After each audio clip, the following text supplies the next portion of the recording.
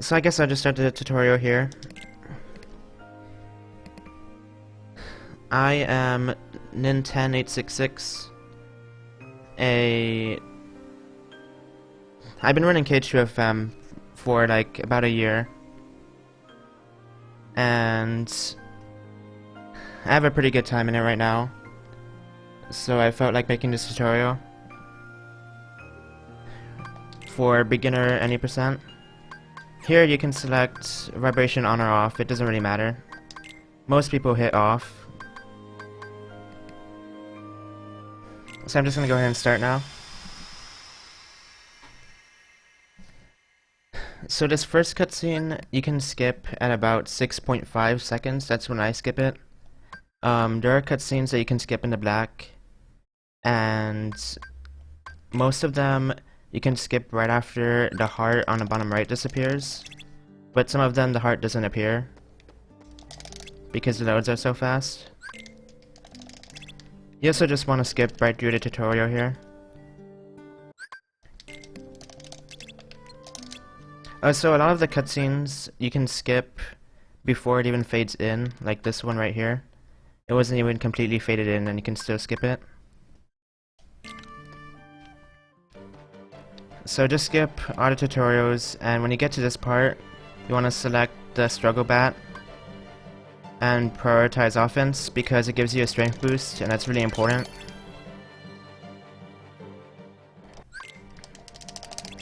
So for Cypher here, the fight ends after 3 hits, so you just want to do an air combo on him.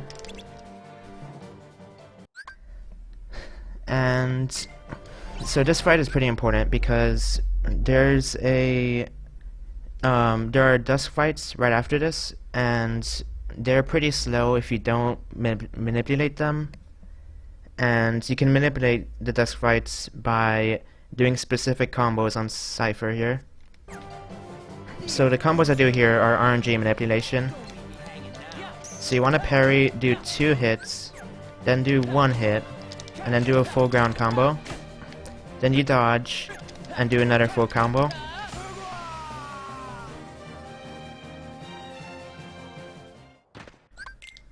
So if you do the fight just like that, then everything should be fine.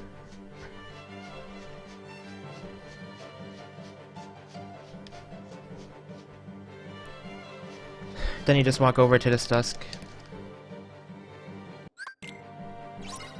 And now this fight is important too. You want to jump, do 2 hits, jump, do 2 air combos, and 2 more hits. And that sets up the RNG for this dusk and the next dusk. And this dusk takes 2 hits and a full combo. So all the dusks for half of Roxas Road pretty much take 2 hits and a full combo to kill. This will be on YouTube. And in this cutscene, it's kind of tricky to skip it as soon as you can. There's a heart that shows up on the bottom right for like a split second that you can use, that I use to skip it, but it's kind of hard to see it.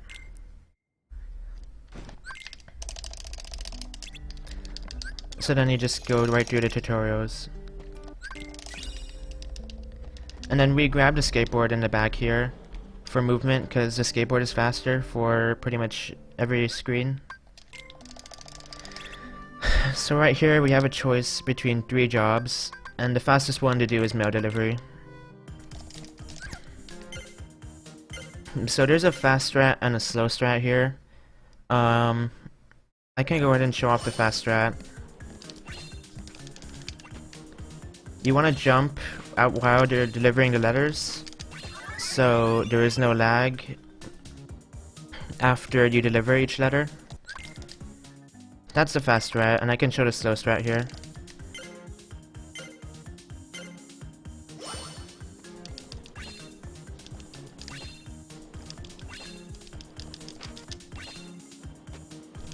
The slow strat uses about a second, but it's really simple.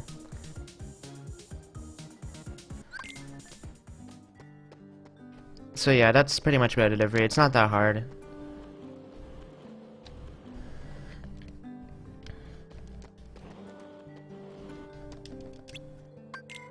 So then you just move over to Hainer. After you do it once, you only need to do the job once to continue. You don't have to collect any more money.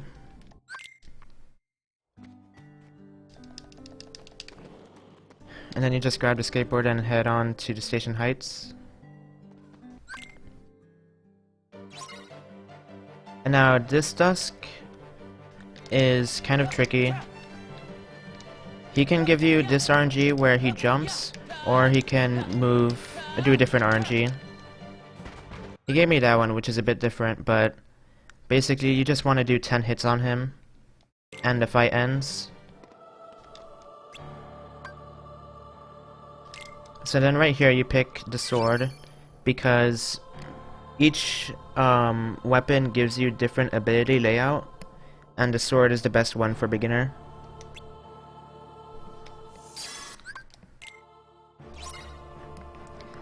And now for this Dusk fight, like I said before, each Dusk takes 2 hits and a full combo. So you just want to do 2 hits and a full combo on each Dusk, pretty much.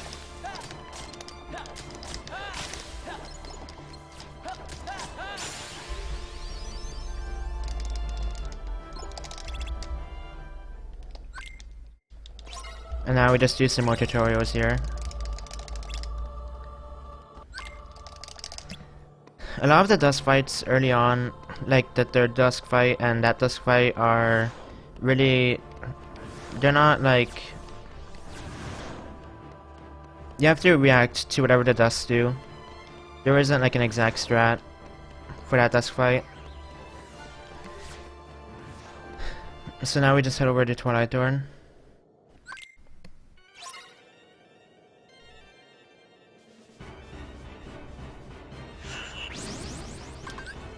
So there's different routes you can do. The route that I do and I'll explain is without EXP boost on Haze Escape, and I'll explain more of it later. But with the route that I do, we use the potion in this fight and we don't pick up other potions.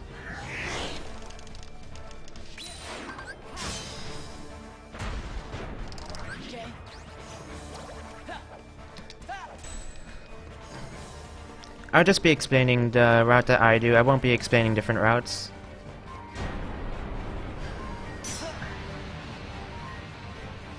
So yeah, okay, something I didn't explain earlier. I'm on the PS4 version because it's the fastest version of this game. If you're on the PS2 or PS3 version, some of the strats will be a bit different, and the load times are going to be a lot slower. But this version is the fastest by like about 40 minutes. So that's why I'm doing this version. But if you're doing PS2 or PS3, some strats won't work.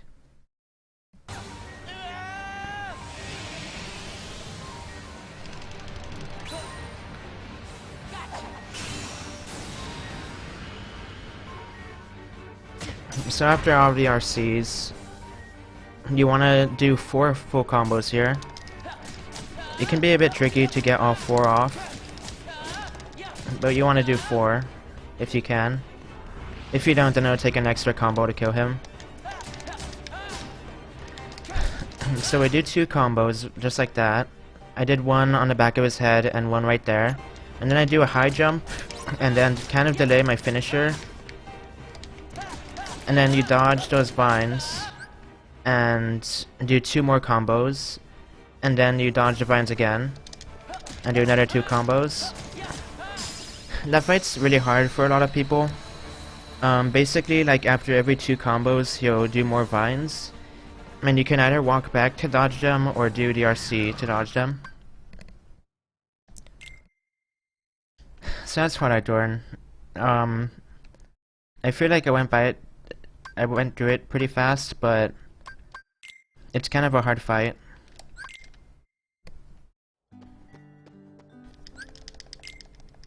So right here, we pause, and this is the first menu of the game. You skip through the tutorials and equip guard, because you need it for VV.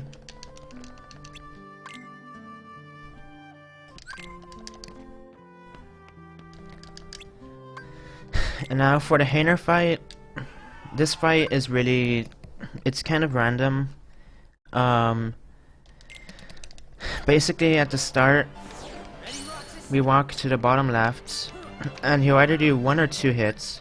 If he does 1 hit, then it's bad RNG and you have to wait for him to do 2 hits. But if he does 2 hits like usual, then you do a full combo, and then you basically do full combos, but try to delay when you start the next one. If you do him too fast, then he'll attack you too early. So you just keep doing full combos here until you knock all the orbs out. And then when you knock them all out, you want to grab orbs and then do another combo. And then grab some more orbs. A good hitter fight is like around 30 seconds. But if he hits you, he can knock out a ton of orbs from you, and it makes the fight really bad. So the most important part is that you just keep him in the corner, and if he grabs more orbs, then you can just keep hitting him. But you want to end the fight early. So the VV strat here is kind of tough. There's different strats you can do, but I'll just show you the one that I do. So I do 1, 2, 1, 2, 3, and then 1 hit and guard. Then I do 1, 2, 3, 1, 2, 1, guard, 1, 2, 3, and now at this point you just keep hitting him with single hits until he has about 21 orbs, and then you do a full combo. And that knocks him out, so you can grab the rest of the orbs. To get the guard out there, you have to mash really hard. It's not easy to get the guard out, and if he hits you, then it's really hard to recover it. But that strat's just really hard to do. I think there are safer strats, but I don't know them. But that's basically VV. So for the dusk fight here, I believe it takes 3 hits and a full combo to kill these dusks. So I do a reversal at the start, and I just keep doing I keep doing 2 hits, 2 air hits, without doing full combos on these dusks.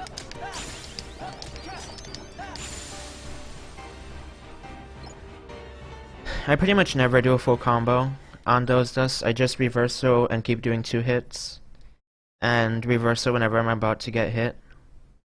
But that fight is really random. That's more like it. So for Axel, you want to jump right, do 3 full combos, guard, and then do 2 full combos. It's important that you jump kind of high for the first combo, because if you get hit, then the fight can go really bad. But pretty much after 3 combos, he's gonna retaliate, and you need to guard the hit.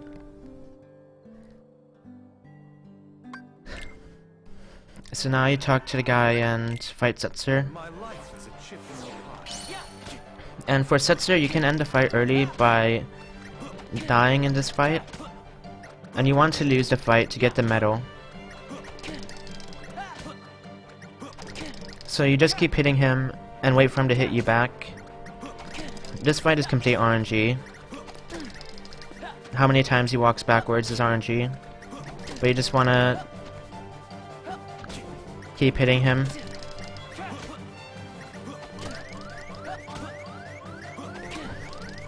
Usually it ends at around 20 to 26 seconds.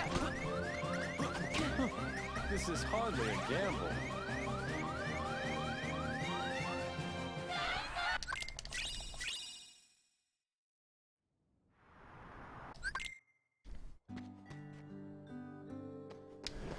So now we have to go over to the 7 Wonders. The reason you get the medal there is because it gives you +1 strength, and the strength actually makes a huge difference for the fights here. If you win the fight, then you get the champion belt, which doesn't help at all. So for this menu, go to config and turn off summon effects. because that speeds up the summons a lot. And then you equip the medal here.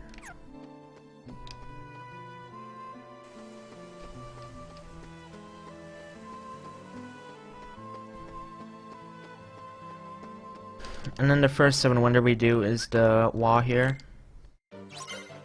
This one is pretty simple. You just want to walk left and then right and then do the RC.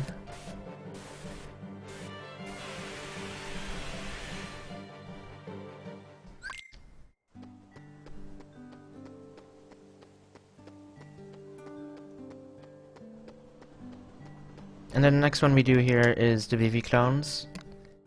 This one is really random. This one you mostly just have to react to whatever the VVs do. So there's not like a real strat here, but the one thing that you have to do is walk left at the start and do a hit. And now the rest of it is just reacting to them. They'll basically do one like hop and then they'll do a hit. So you should just wait for them to attack and then attack them back.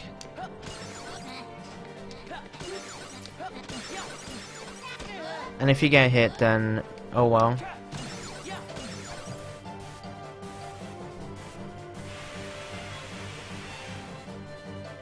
But yeah, that fight can be kind of hard. It's just mostly reacting to whatever they do.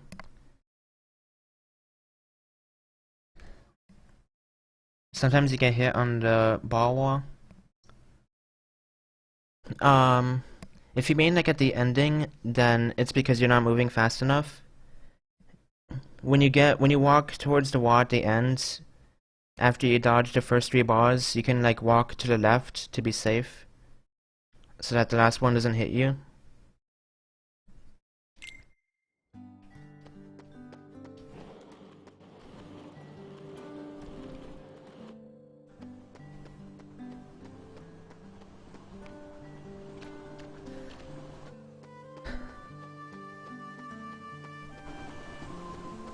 So now we go over to Shadow Roxas here. This fight, there's like a hard strat and a easy strat. I guess I can show off the hard strat. Well, I think, okay, if you want to, you can just do like a full combo and wait for him to attack and then do another combo. And that's the easy strat. If you want to do a hard strat, then you can just do a full combo and keep doing aerial combos.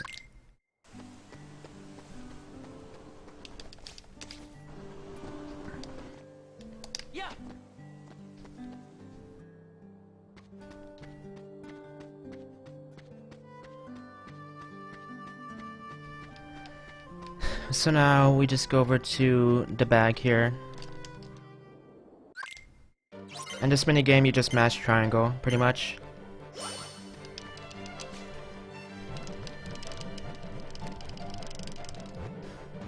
Okay, thank you, Majoris.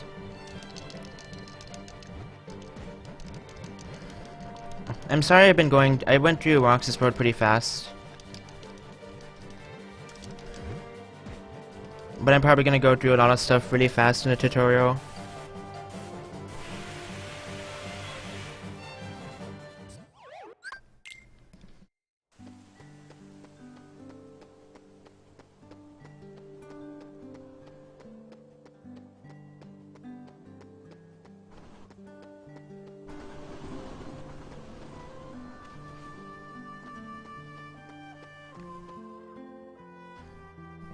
And then, so after the bag, you just walk up. I'm gonna kind of assume that you already know where to go. For the most part.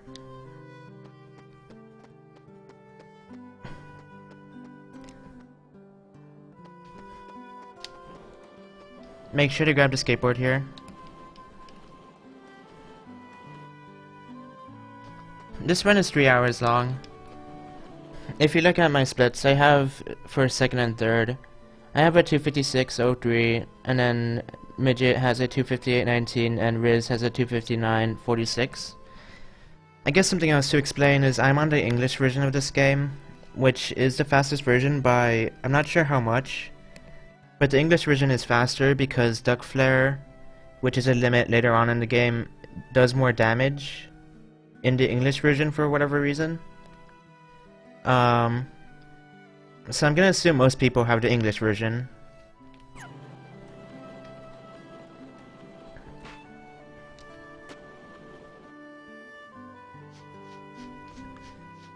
But if you're on the JP version for some reason, then the strats that I use Duck Flare in won't work as well. This will be on YouTube. So this is another cutscene you can skip in the black.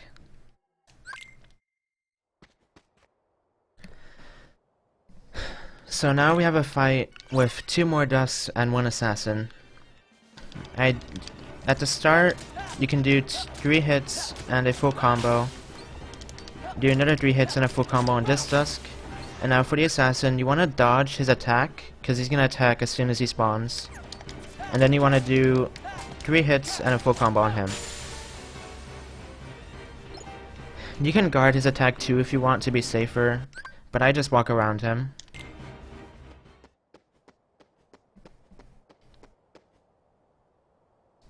And now you head back to the mansion.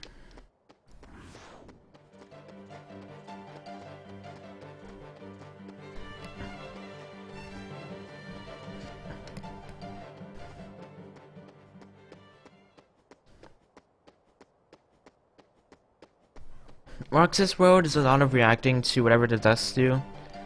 There aren't like 100% consistent strats. You basically just want to kill them as fast as possible.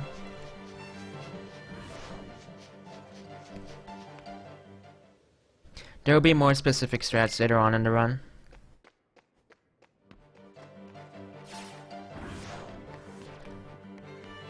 Also, go ahead and skip all the chests here because none of them are useful. Any chests that you need to pick up, I'll explain.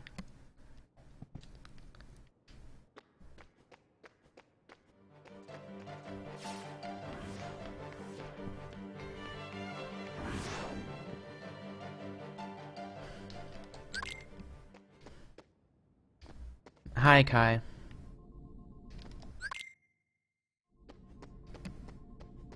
So now we're gonna enter the last Dusk fight and the last 2 fights of Roxas World.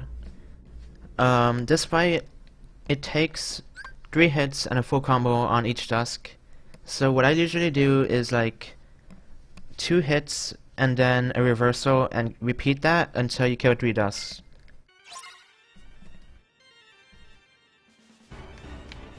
So 1, 2, reversal. And I pretty much keep repeating this.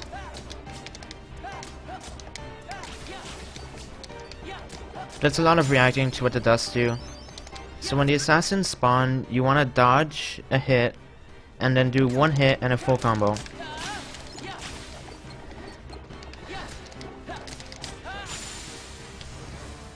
So you want to wait till you kill 3 Dusks, and then dodge an Assassin and catch it.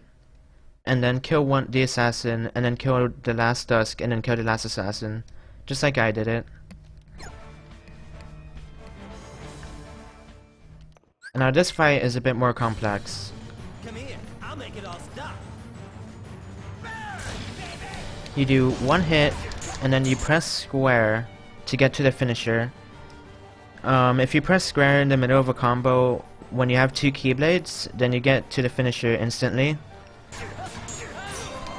So you do that again, 1 hit and the finisher, and then you do a full combo.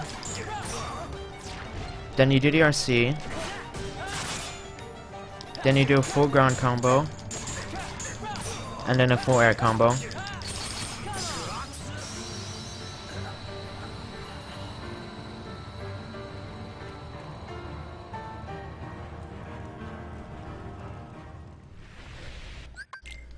And that's pretty much it for Roxas World. I guess I can split.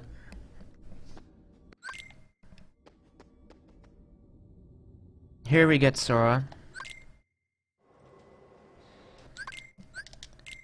So for this menu, we go to abilities, equip aerial recovery, and then we go to our items and take off Donald's ether and potion.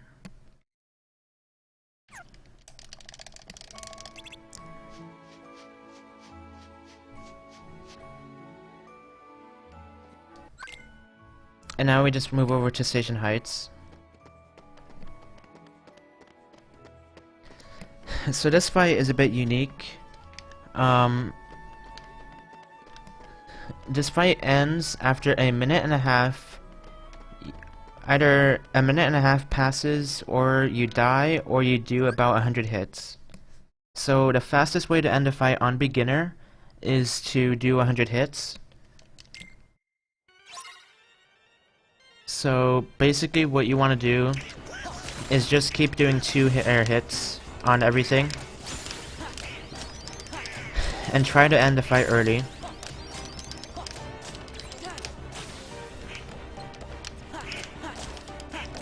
The creepers are the hardest things to hit in this fight.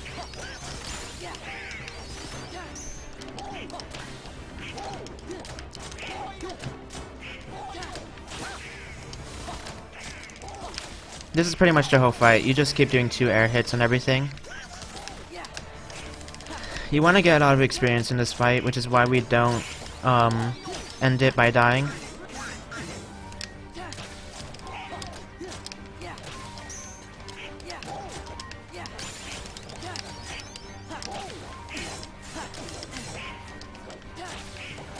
You want to try not to get hit, but it's kind of hard when it does attack. So then when I reach this level 6, you can kill the creepers in 3 hits. So at this point you just want to do full combos on everything.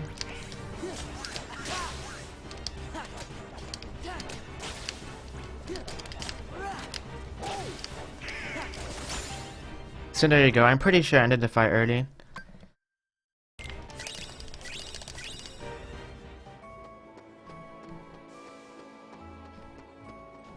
Party members' hits don't count. So if Donald does a lot of thunders and kills stuff by himself, then the fight will probably last longer, but you'll get more experience from it as well.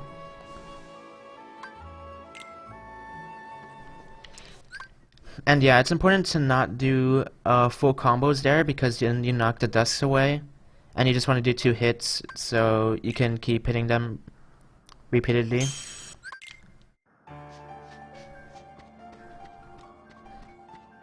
So now we go over here to the shadows fight. Shadows are hard to deal with at this point because we don't have magic. So you just want to do 2 air hits on each one. And sometimes you want to do ground hits if... It doesn't really matter if you do ground hits or air hits, you just want to make sure that you catch them before they go underground. But they're really random. Sometimes they can go underground multiple times in a row. So make sure you grab the ether chest there, because it's right there, right next to you. And we want to grab as many ethers as we can.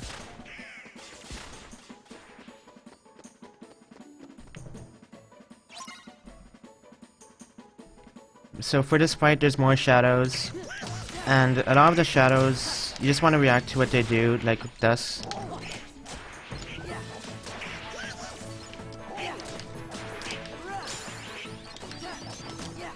Sometimes Donald will kill them with thunder a lot, and sometimes he won't. They're really random fights. But there isn't really a strat for them, you just kind of keep hitting them until they die.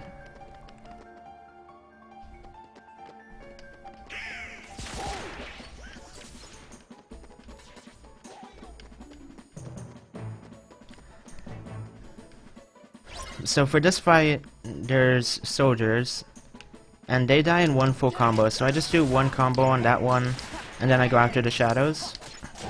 After this wave, 3 soldiers spawn, so I do, or actually it's 4 soldiers, but I just do full combos on each one. And then you can do the cyclone if you get the RC.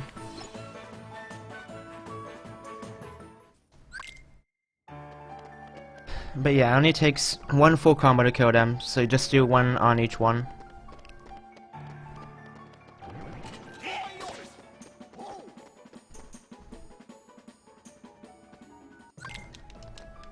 So now you just talk to Merlin.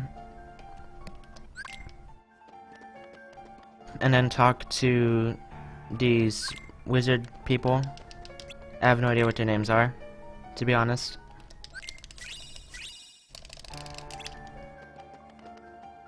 Oh no, not Merlin, Lensid. That's right. I don't know anything about the story.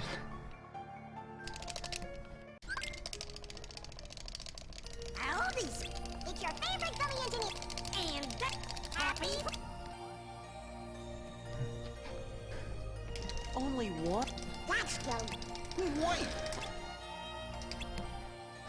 So now we head over to Hollow Bastion.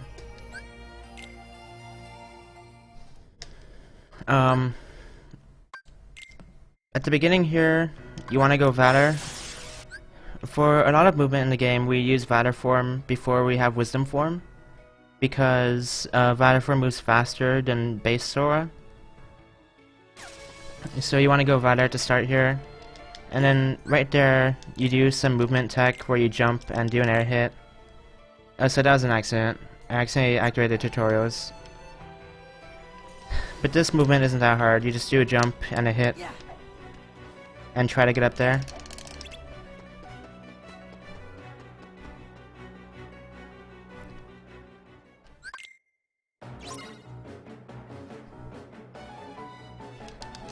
And now for this fight, you want to do a full ground combo to start. After you kill about 2 dust, I think, is when the samurai spawns. And you want to catch that guy and kill him as fast as possible. And then kill the remaining dust.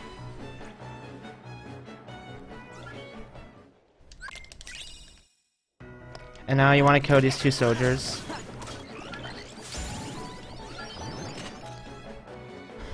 Just for Valor experience, because Valor in this game levels up based on how many hits you do on Heartless. And you want to hit level 2 at a certain point.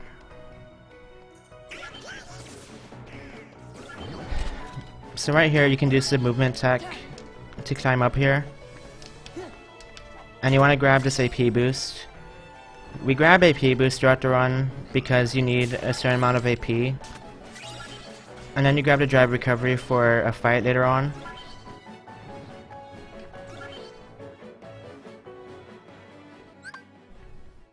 So this fight is Bailey.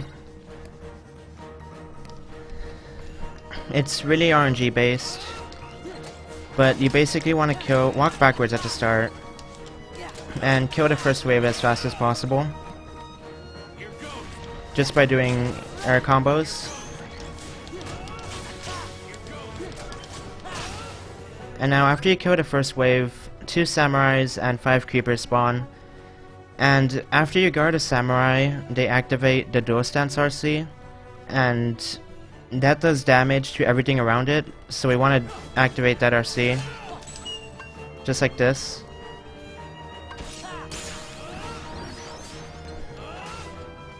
So you wait for him to attack and then guard them.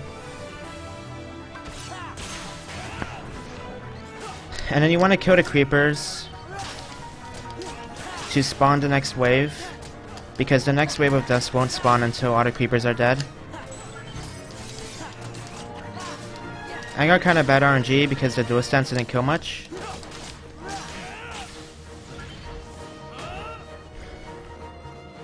So there's 1 creeper alive still.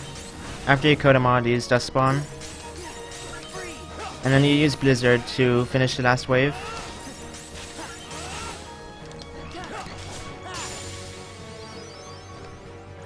So yeah, that fight is kind of hard to explain. There isn't... It's really based on whatever the samurai do. If you don't get the dual stance on the samurai, then you should just do air combos on them to kill them, and then you can kill the creepers after you kill the samurai.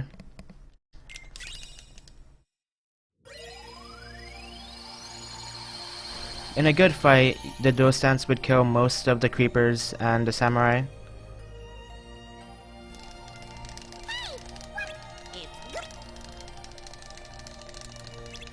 So something else I can explain.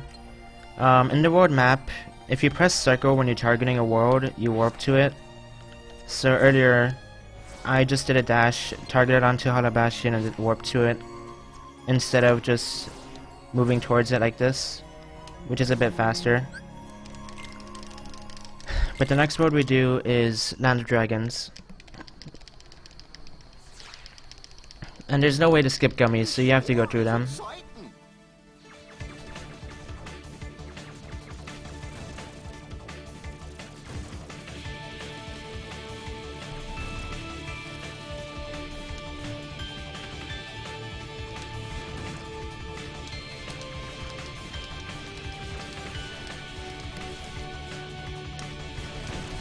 Also, in the gummies, it doesn't matter how many points you get. If you kill too much stuff and get too many points, then you get another blueprint, which wastes like a few seconds, because you have to go through the animation of getting it. But it doesn't really matter that much.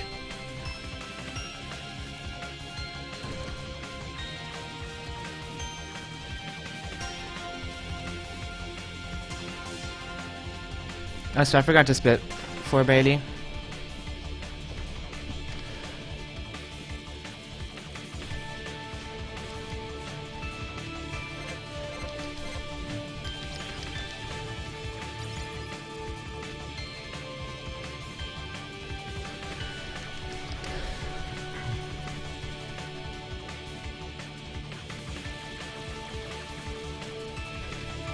Oh, maybe I forgot to highlight it.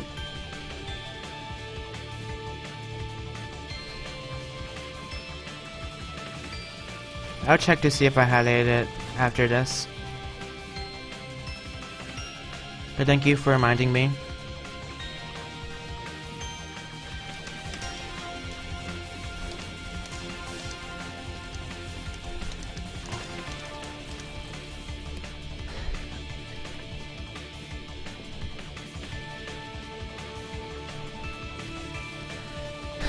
So yeah, again, I'm sorry if I kind of moved through like a lot of beginning game really fast. Beginning game is like really hard to explain because there isn't like set strats for it. It's just kind of reacting to whatever the enemies do. So it's pretty hard to get used to at first. Getting good beginning games is really hard.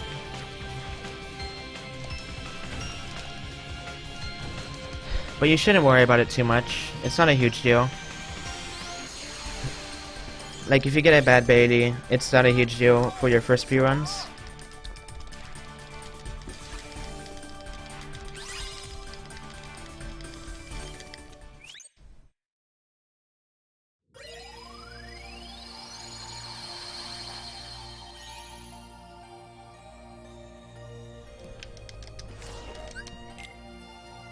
So Land of Dragons. And for this menu, we switch Donald for Goofy because we're gonna go Valor. And then after that, we take off Ping's Ether, and we put on, we take off Guard and put on Combo Boost. And then you also want to set your Ether to Auto. And then also, if you press the big touchpad on the middle of the controller, you activate the tutorial. And you want to do this on purpose in this menu, so that later on when you press start, the tutorial won't show up, and you go to 2 less tutorial screens that way. So at the start here, you walk backwards and grab the Ether chest, and then go Valor.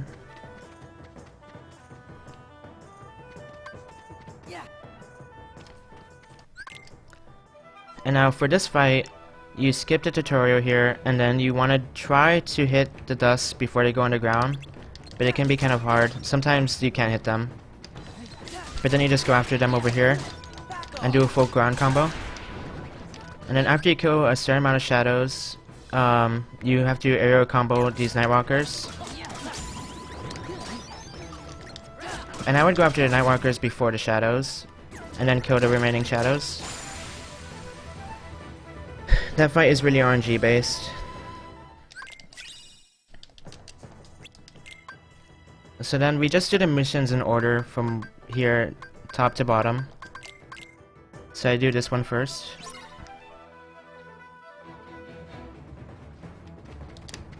And then you want to move left and then do an air combo on these guys. And basically kill the Nightwalkers before you kill any shadows. And then I hit level 2 Valor there, which is important. You want to hit level 2 Valor and then revert. And for the shadows, you want to use fire, because if you use fire when the shadows, basically when the shadows are underground, fire can catch them, because it basically hits on every frame, so they can't go underground twice. And you can also hit multiple shadows at once with it. So you want to use fire on the shadows, and then after you kill all but one Heartless, the Nightwalker spawn.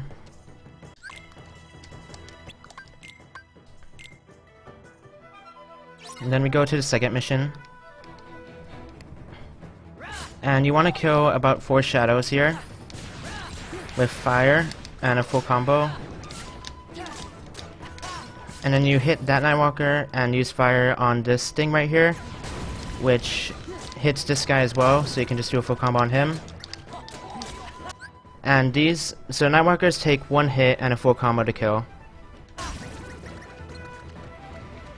And if this shadow survives, then you just hit him. And after you kill those guys, this Assault Rider spawns. And the way you deal with Assault Riders is you wait for them to attack, and then you do 3 full combos. I got hit there, which is bad.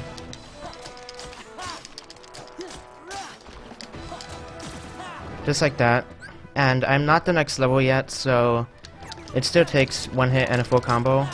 But once you reach the next level, it just takes 1 combo.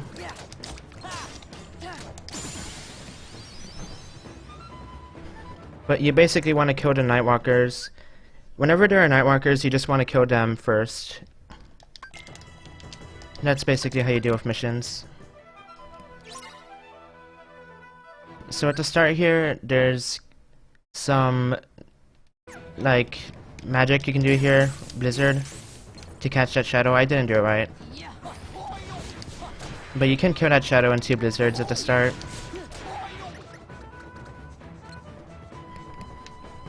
Also, the shadows here spawn in the same spot every time, so you want to kill them in the order that I kill them.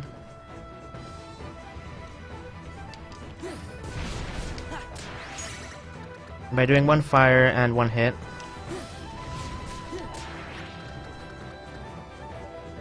And after you kill those shadows, then 3 Nightwalkers spawn, which you just do a full combo on.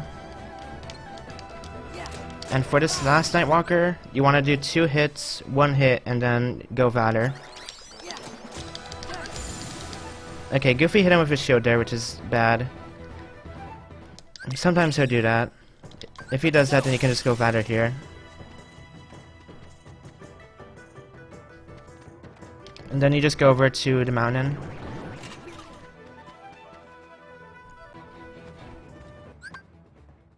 So, at the beginning here, there are different strats you can do. The one that I do is kind of complicated. I lock on to the right soldier, press square to do an air hit, switch targets by holding R2 and moving the stick, and then do a finisher with square. Because if you press square in Valor, you can go instantly to your finisher. I don't think I explained that yet. Just like you can in Roxas World. So that's a strat I do, and then if one survives, you can just hit him.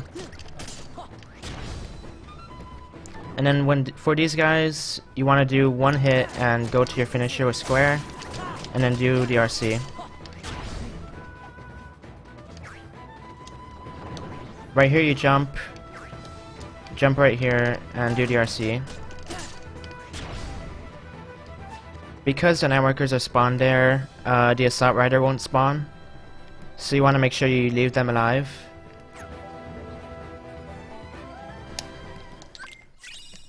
And that's basically mountain climb. The most important thing is that the Assault Rider doesn't spawn. So you just move over here to cave fight.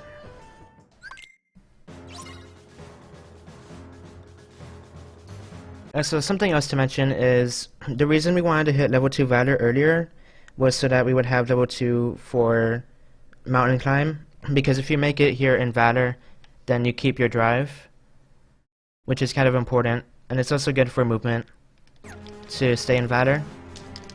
So at the start you do 2 combos on the Knight Assault Rider, and then you do 2 fires and a finisher on the shadows, I can't talk.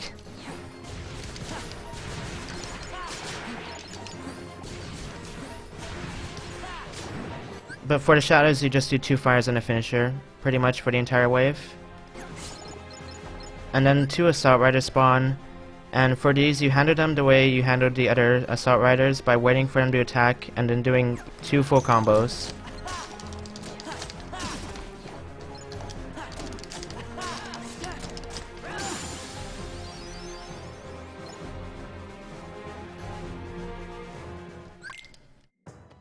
And now we go Valor again, and pick up this chest, which is an AP boost.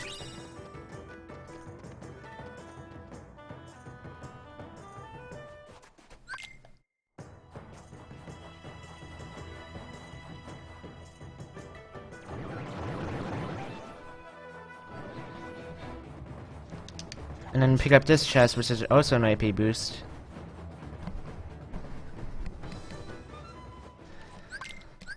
So this is a timed fight.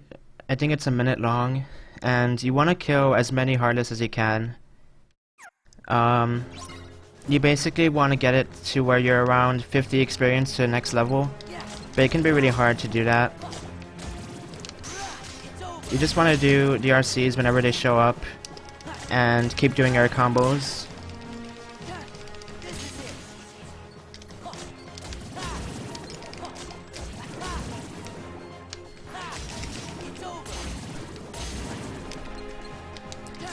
Whenever none of them are spawning, you should jump up and keep target locking, because for some reason it gets them to spawn better.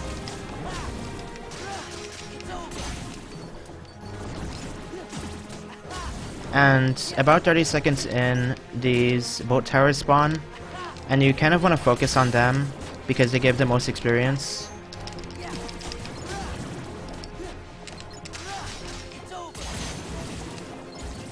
They also drop money.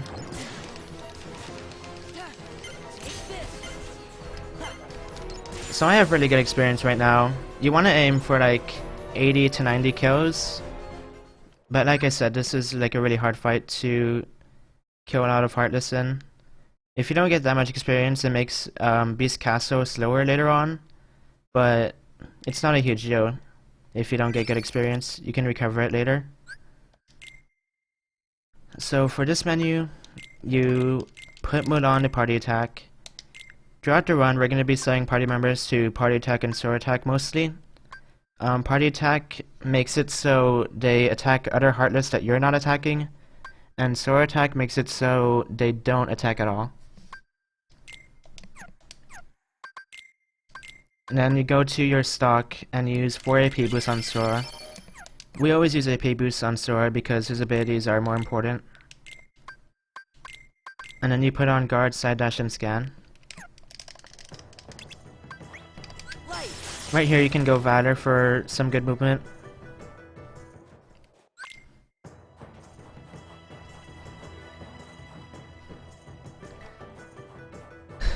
And now because the load times are so short on the PS4 version, you just warp out right here, and then warp back in on the Bamboo Grove.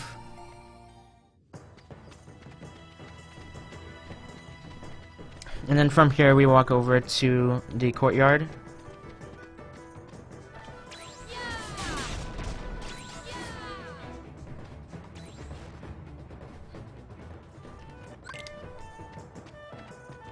And you want to go Valor in the fight at the very start,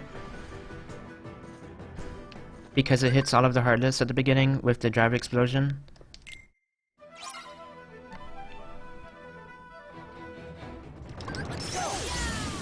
And now, at the start, that's consistent. All of the Nightwalkers should die there pretty much. And then there's 3 boat towers left, and for the boat towers, you just want to do air combos to kill them.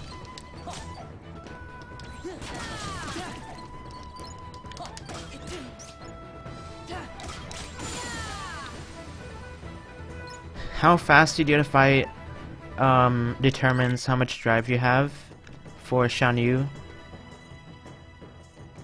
But you should always be fine on drive. So for Shan Yu, there are some different strats you can do, but I'll explain the one that I'm used to. So at the start, you want to do square square, which does a really short air combo, and then you want to do a full ground combo.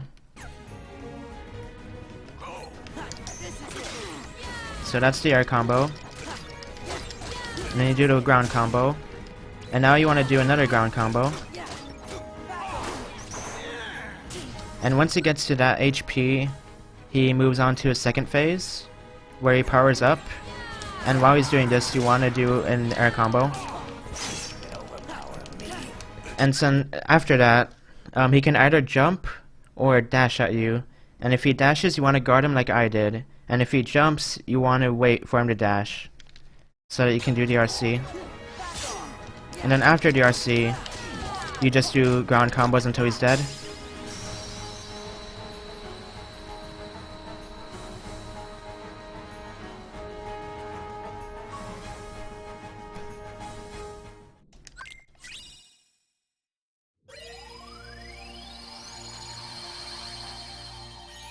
Oh, so after the air combo, when he moves on to the second phase, you want to revert from batter so you can guard.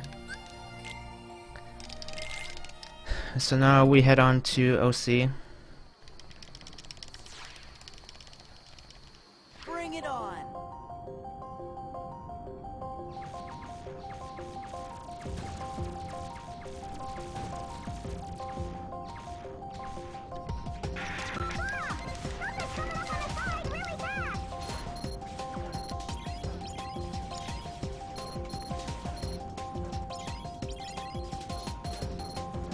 Oh, so you should be careful in this gimme mission because it can be easy to die here.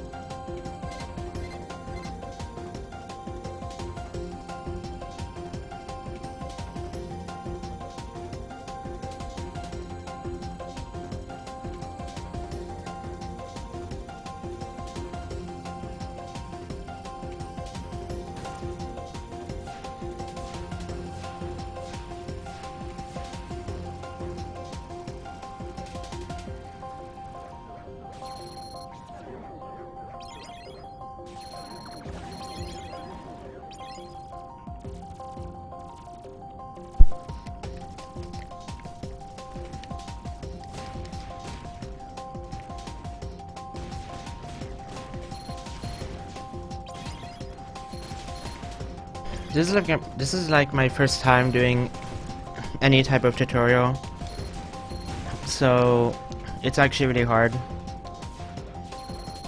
to explain stuff while I'm doing it. So I'm sorry if I'm going like super fast or if I say something wrong.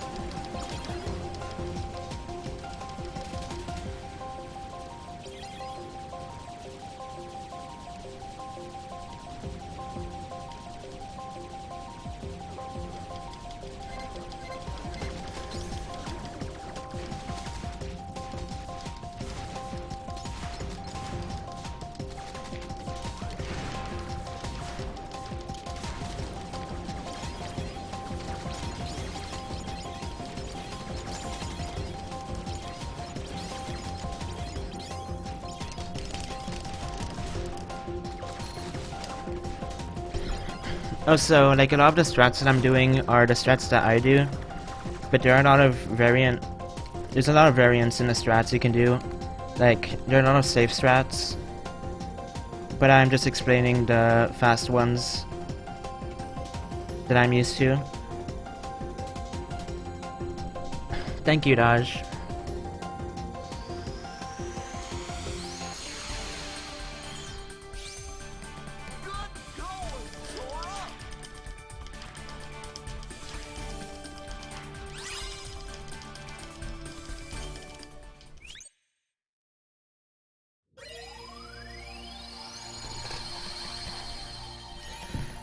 So a lot of speedrunners hate OC because there's a lot of RNG in it.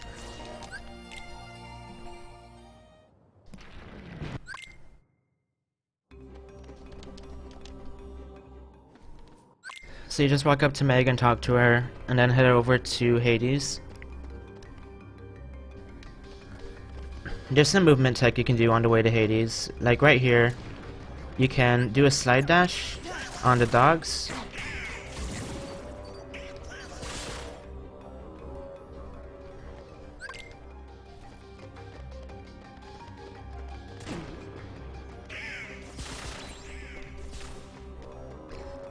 And now the Lancers here can damage boost you a bit. If you want to, you can jump for it to be a bit faster.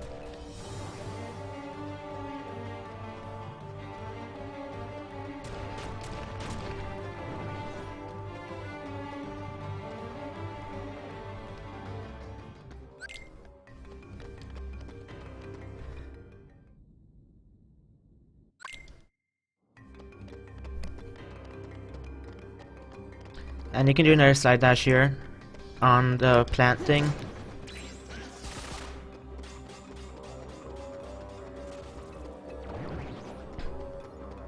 And there's one last damage boost right here.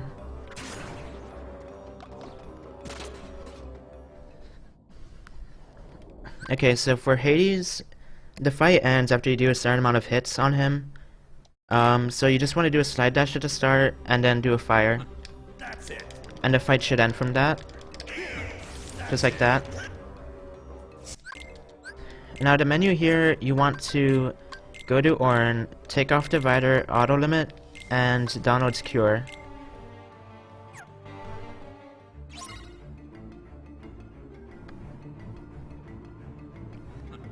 So Haze Escape is really random. You basically want to get back cries as much as possible by doing a single hit on them and then waiting for them to activate the RC. But at the start you want to walk backwards, jump, and do a fire like I did. And do the back cry. That was a pretty good first wave. Now this part can go really good or really bad. The thing that you want to do is stand on the left, guard the Lancers, and then do fires on them.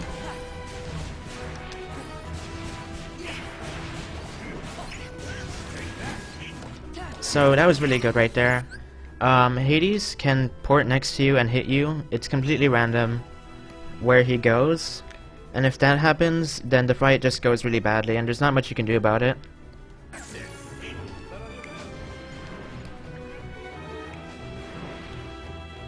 So for this wave, I walk right here, and then I jump and hit the Lancer while hitting the bat, and then do the back cry. And then activate another back cry.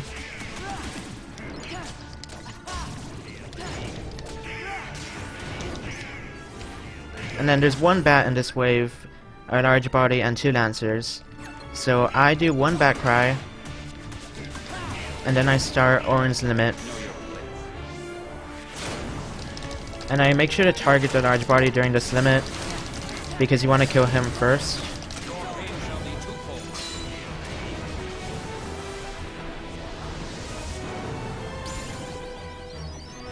And after the finisher, most everything should be dead, so then you just go after whatever's left.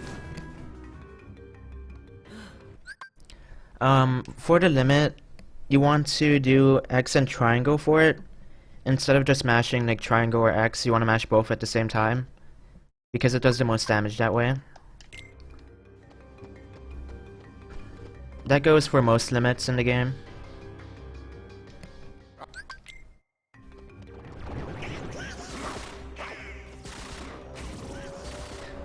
I don't EXP boost there. You can if you want, but that's not the route that I do. So I take the right path here to grab AP boost in the ether. You could probably skip it and do some other fast route, but I don't know.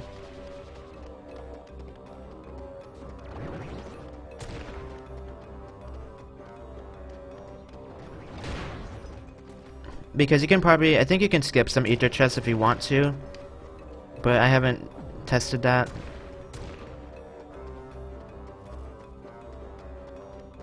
You're usually pretty lenient on ethers, for the most part.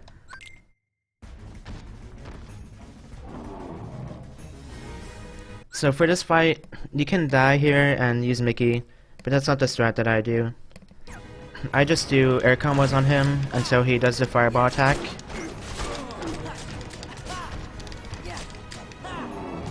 So you just keep doing air combos on his heads. And when he jumps, you should move over here to the back.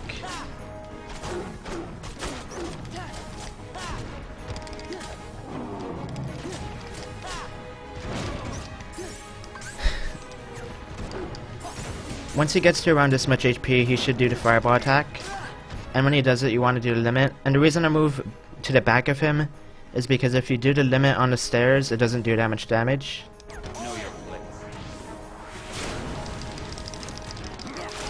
So the most important thing here is that you don't do the finisher of the limit. When it says Sparrow like that, you want to hit stop. And then do an air combo and jump into the RC here.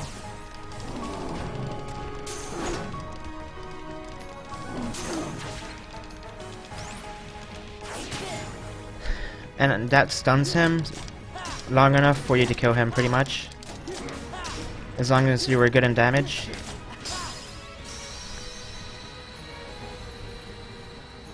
That was like an average fight. That's basically how you want the fight to go.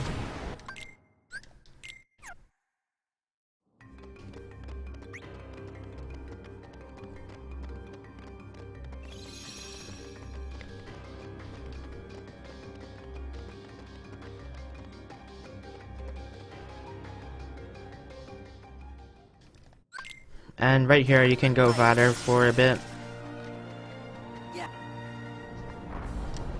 For faster movement.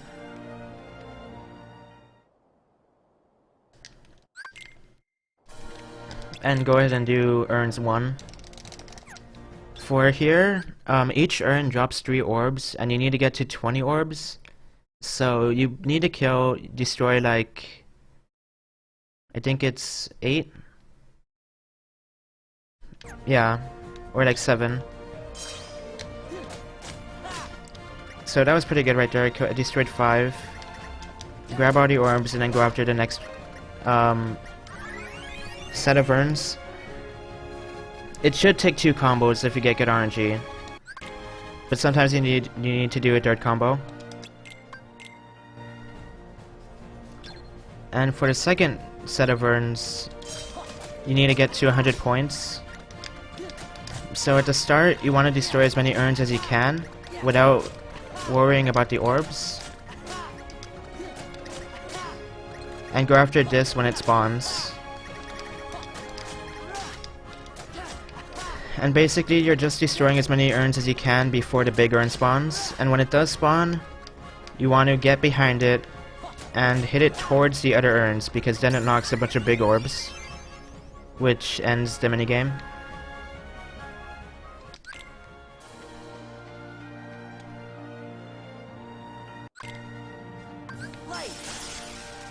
And then you can go Vader here for fast movement.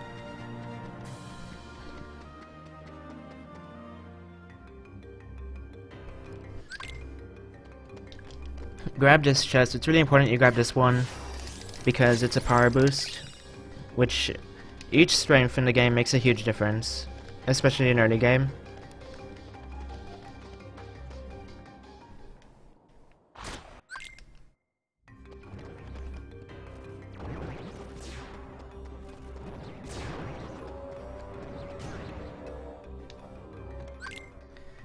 grab the ether chest here.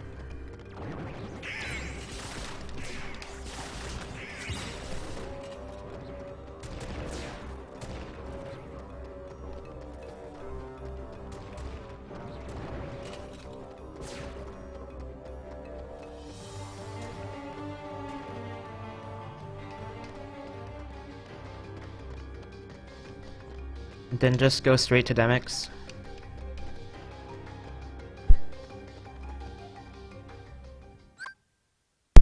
So for Demix, you just want to do a hit on a water clone and then do the RC and just repeat that for the entire fight.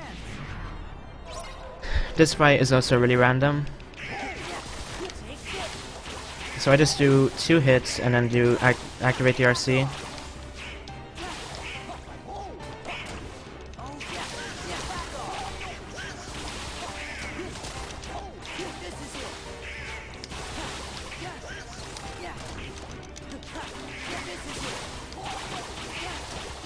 It's usually a good fight if the RC moves towards Demix.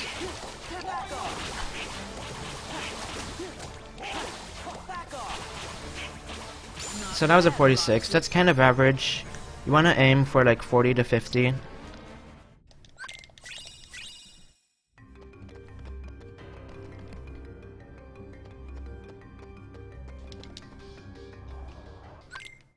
And now grab the AP boost here, and you can do a slide dash for faster movement.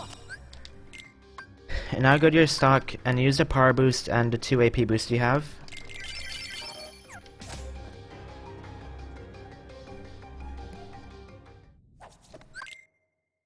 And now the first fight with Pete here is a timed fight.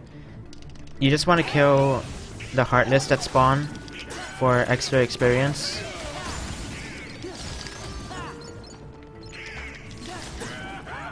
But the fight is always the same speed no matter what you do.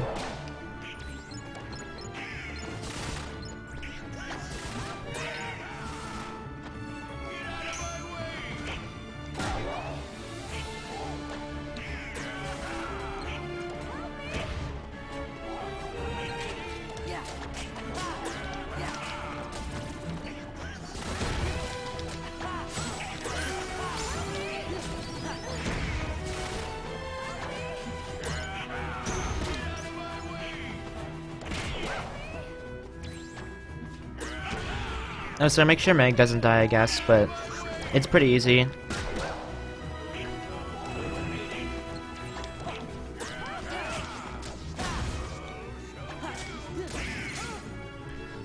Okay, so for the beginning of this fight, you want to do a slide dash and then go Vader instantly.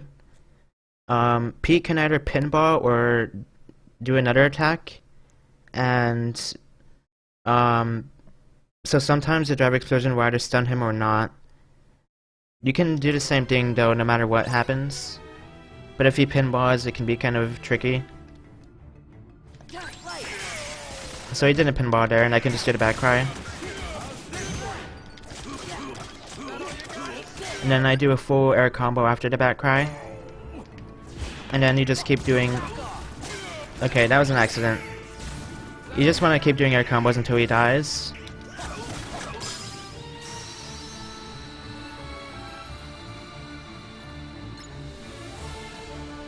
If he pinballs at the start, then you want to like kind of move away from him to not do the pinball RC and then do a back cry.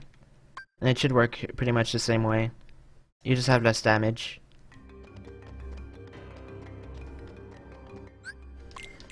So now we go to abilities, take off guard, put on aerial dive and Trinity limit. This menu is really important because Hydra is super slow without Trinity. Revert before going into the fight.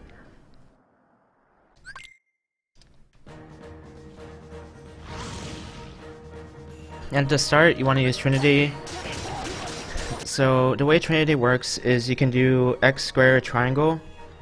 For this Trinity, we want to do X and square and then finish it. And the way you end Trinity is by doing the same button that you have already used. So like, if you press X, you can end it by pressing X again.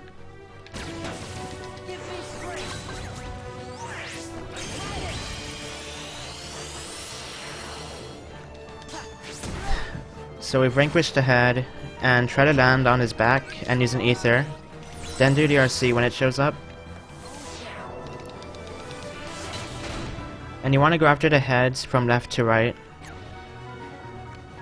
So I do a side dash and 2 full combos. And then do the RC. And repeat that.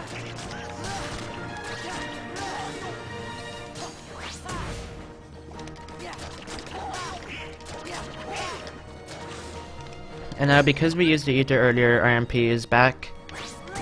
So as soon as he spawns, his head spawn, you want to do another group trinity.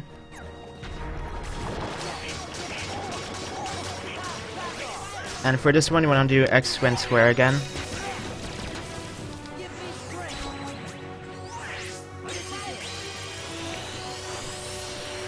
And now you want to do carry combos on the heads as they're moving around. So he gave me the long head pattern. There's a short head pattern, a middle head pattern, and a long one. The long one is the best one to get because you can kill him while his heads are down usually. Just like that. And if you don't kill him there, then you want to use 2 ethers and start another trinity. Which I can kind of show here.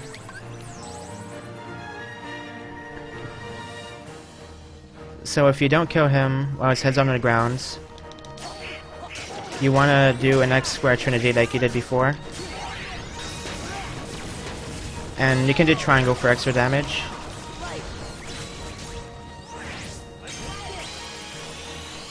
And then he should be dead here for sure.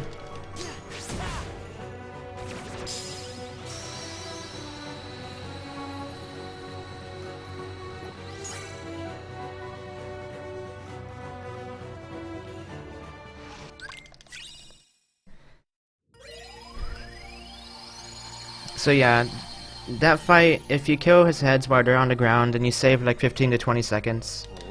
Hey, wait a minute. But if you can't kill them fast enough, then you have to use 2 more ethers and do the trinity.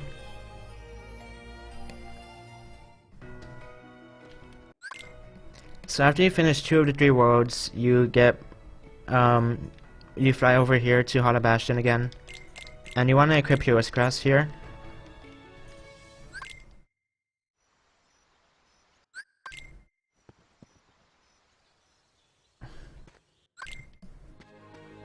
And then you just talk to Pooh.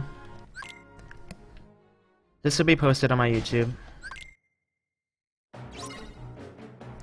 So then for this fight, you want to go to the right and kill the 3 shadows, and then start a group trinity.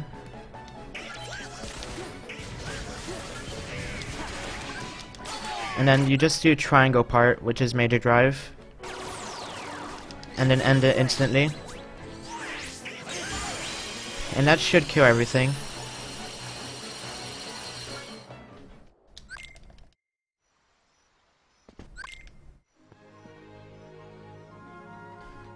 And now you just head back to Pooh.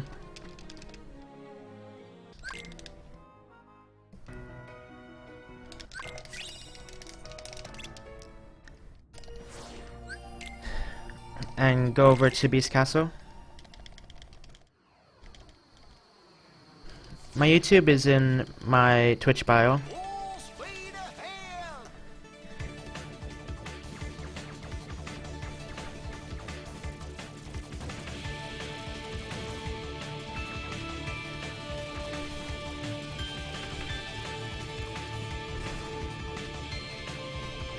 You can take a bathroom break during this scoring mission if you want to, because you don't take much damage if you just stand still. Just make sure that you return by the end, because you could die at the end if you don't do anything.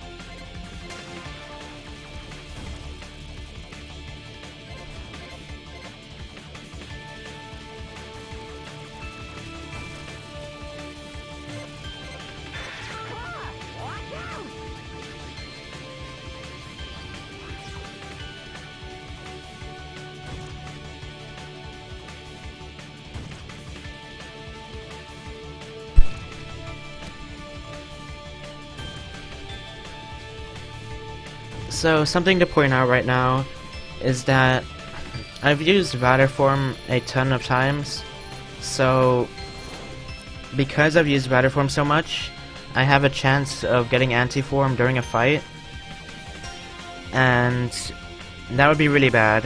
So the route that we do in the speedrun, we never get anti-form when we don't want to. So as long as you follow the route that I do, you'll never get anti.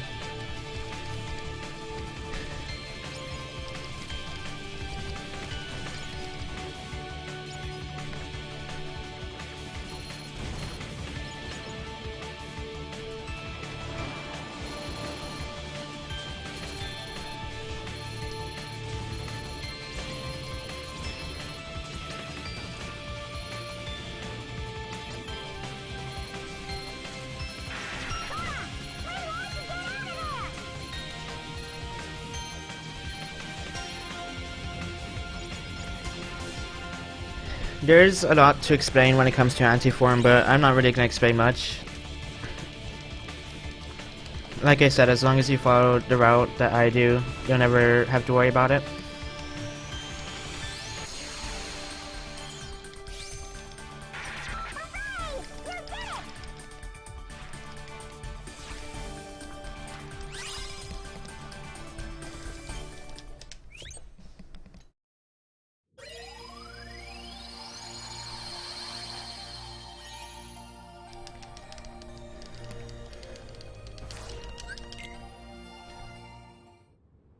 So there's a shadow fight here to start, and it ends after a certain amount of hits. So you just want to start group trinity and do square, and then end it, and this should end the fight.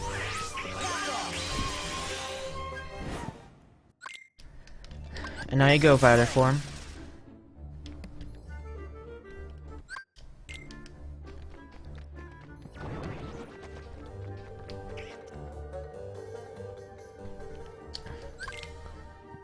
Head over to Bo's room, and then you go over to the west wing.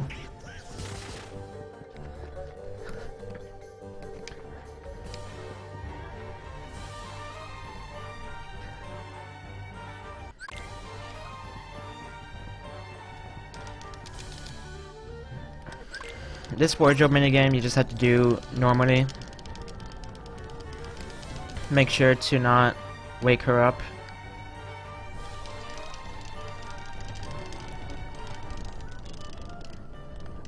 It pretty much always takes 3 cycles. It should never take 2 cycles or 4 cycles unless you get really lucky or unlucky.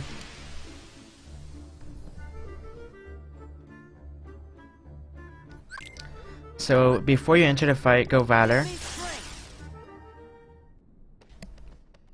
And then you want to do a full air combo on the wall here.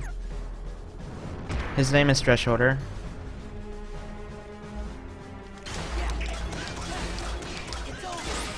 After the air combo, you activate the RC when you land, and then when you release Thresholder, you want to do a 2-hit air combo and then activate the finisher.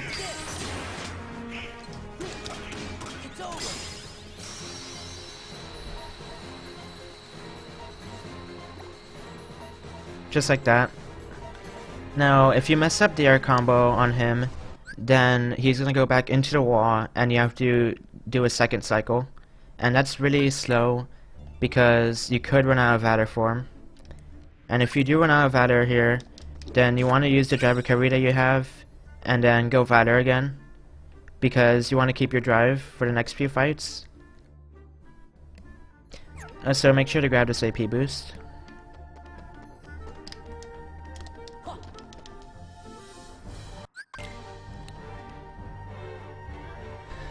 If you have to use a drive recovery, it's not a huge deal, it just makes the fight later on a bit slower.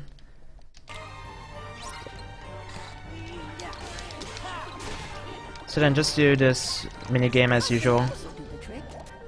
Destroy the boxes so that they can progress.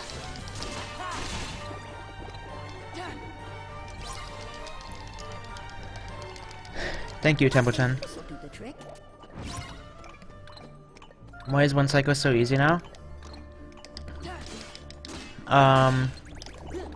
Well, if you do the route that I do, you should be level 13 there, which means you just have to do 2 hits and the finisher.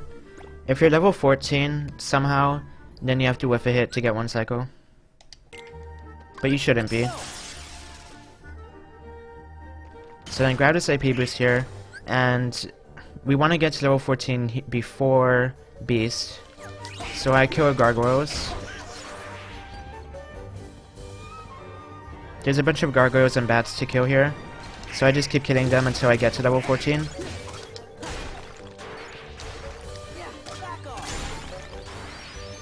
How many you have to kill depends on how good your experience is.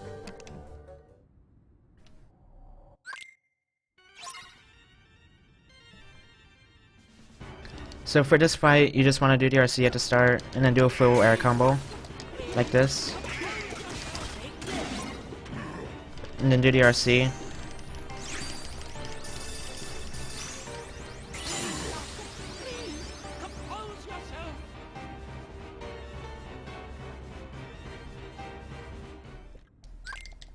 So for this menu, you want to move Goofy into the party.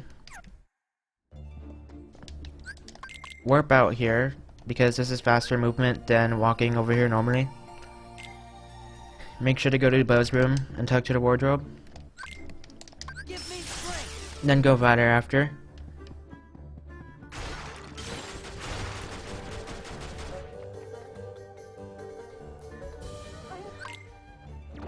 And head over to Shadow Stalker. So at the start here, it's important that you walk backwards so that you get the right pattern. Jump over him right here.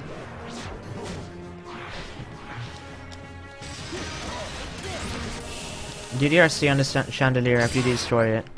And do 3 air hits and then a finisher. Like that. And now right here, you want to try to catch him by doing square square. Just like that. You can catch him before he goes to the window.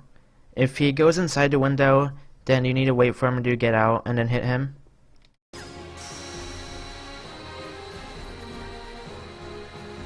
Just make sure that you catch him before he, after he comes out of the window, or else the fight will go really bad.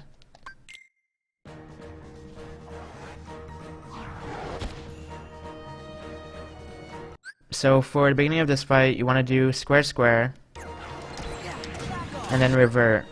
And after revert, you want to do a trinity.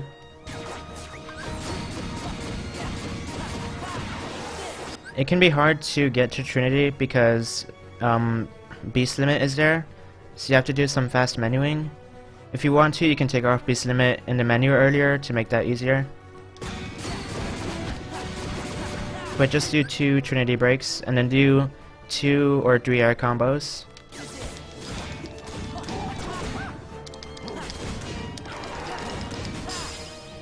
Just like that.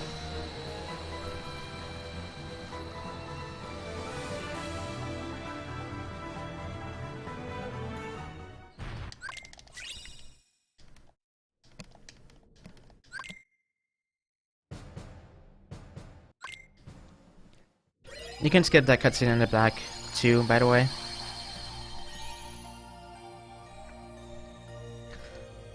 And for the movement here in the world map, you can either dash to it just like this, or you can do some more advanced movement where you target and then switch targets with the right stick, warp, and then warp again.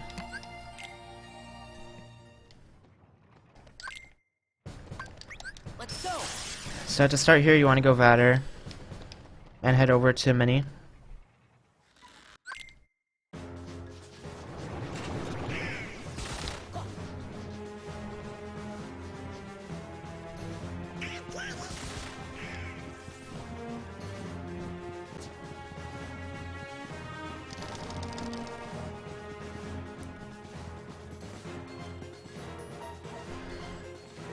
So talk to Minnie.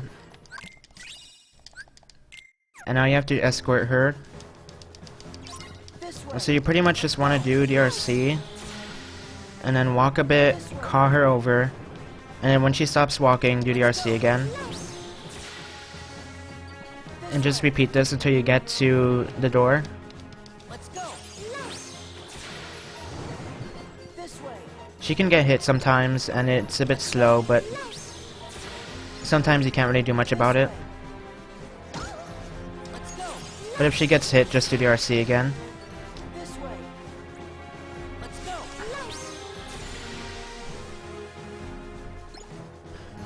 Oh, sorry, I keep forgetting to split. Just one moment.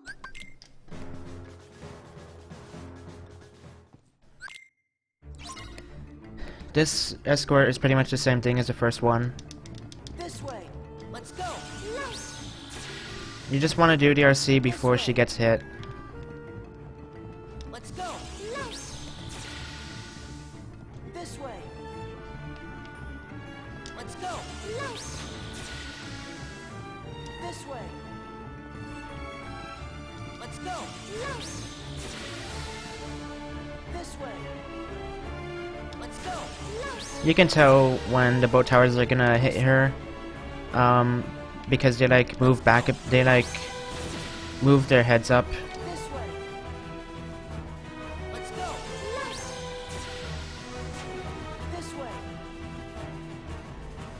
Let's go. This way. Let's go.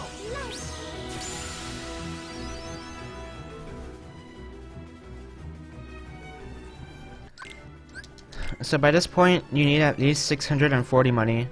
If you don't have that much money, then you need to sell potions. Coming up soon.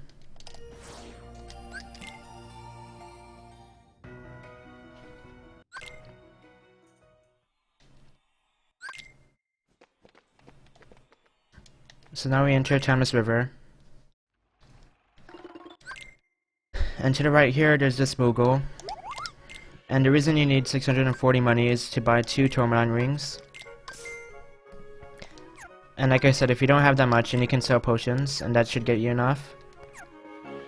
And then after you buy them, you want to equip them, because they give you extra strength and AP.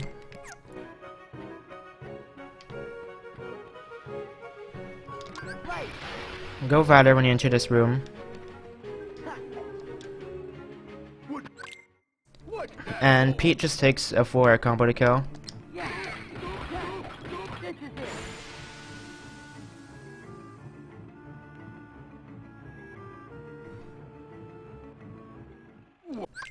So the order we do the windows in is this one, then this one, then the first one, and then the last one.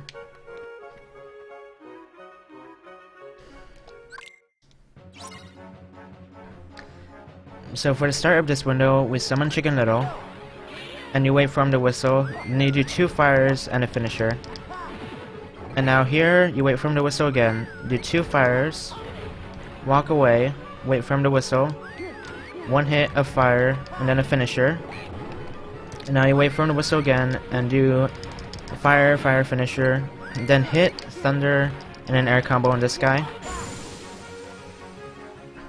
That fight is really specific with the combos you do, so just repeat the combos that I did.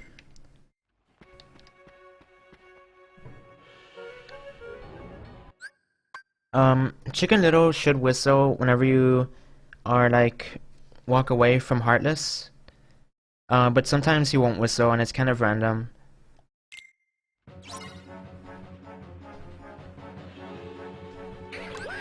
So you summon Chicken Little for this fight again, and then fire the shadows until they die.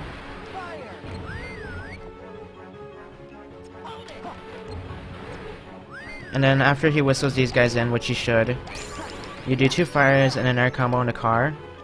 And then you want to thunder him and then do another air combo. And then for these guys, you just want to do full ground combos. And after 2 ground combos, you want to thunder this car and then do an air combo on him. And now wait for him to whistle him or hit him. And then do an air combo on him, or a ground combo.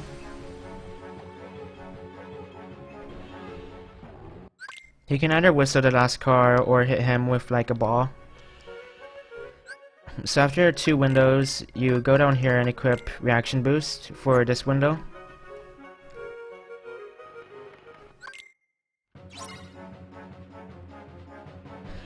So summon Chicken Little at the start, wait for him to whistle, do 2 fires and a thunder, then do 2 more fires. And now when these guys spawn, I wait for him to whistle twice and then walk towards the middle. And now you do the air slash RC. Just mash triangle. And after 3 RCs, you should kill everything.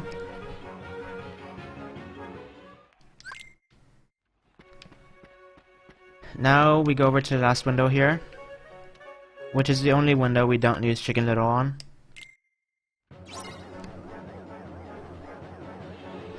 So for the first 2 waves, we just do combos to kill all the Heartless. You can do fires on the shadows if you want to. And then when the last wave spawns, there's like a bunch of rapid thrusters, and you just want to use solo or group trinity and use major drive.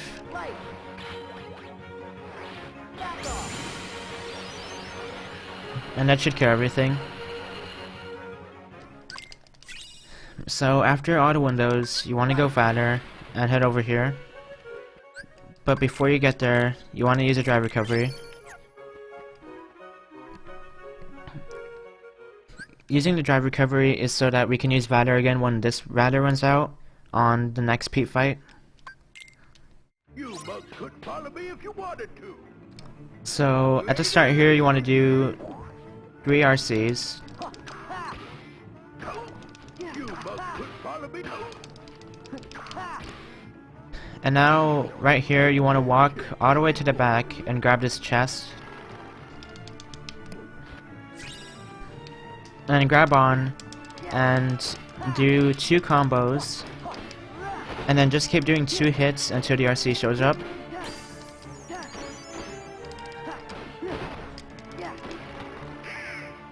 And then once it shows up, you do it and then do 2 full combos again. When the RC shows up can be random, and sometimes you have to get a recycle, but it's completely random. So then go Valor again, which is why we use a drive recovery, and enter the Pete fight. What's that for? For the Pete fight, I instantly do a short air combo with the square, and then I do 2 hits and then a finisher. How's about a cage? And then I pretty much do the same thing here.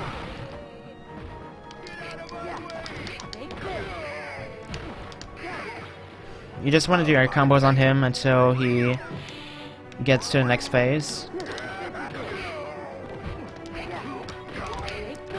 Just like that. And then here you want to revert and do a ground combo and a second ground combo. And then sometimes his retaliation there is a bit random, but whenever he retaliates you want to do an air combo on him, and that should get him to the next phase. How's about a cage? And for this phase you want to do a slide dash, walk backwards, and then do 2 RCs. The slide dash is a bit optional, but he should die in 2 RCs.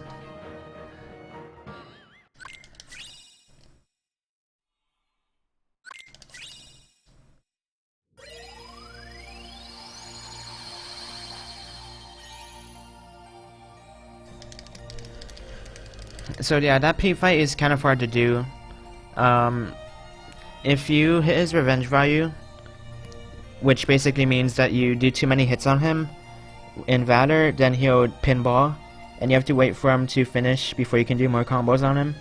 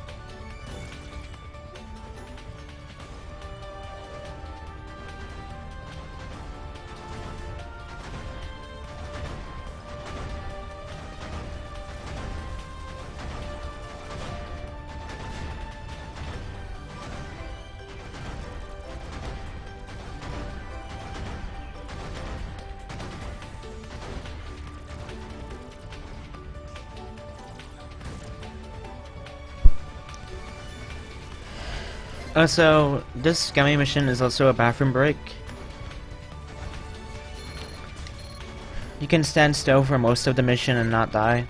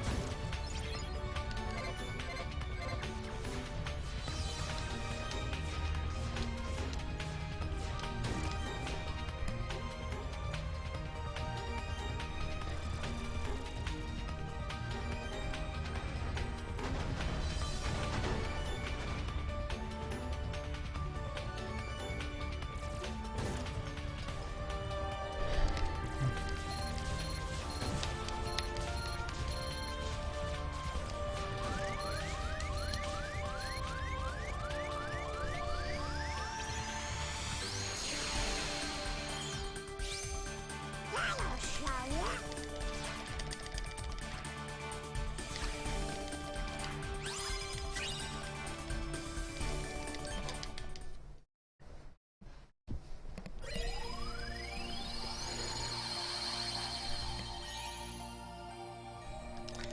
So now we head over to Port Royal.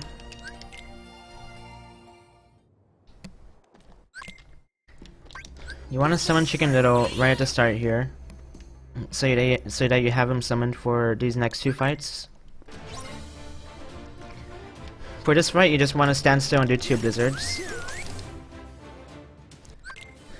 And then for this fight, you want to do 2 blizzards, a finisher, and then a blizzard.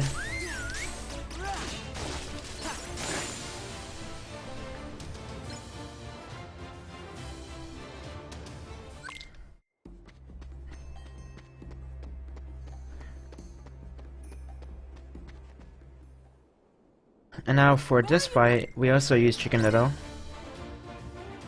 At the start, you want to do 2 fires.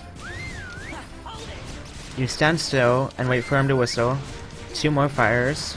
Walk backwards. 2 fires and then a thunder.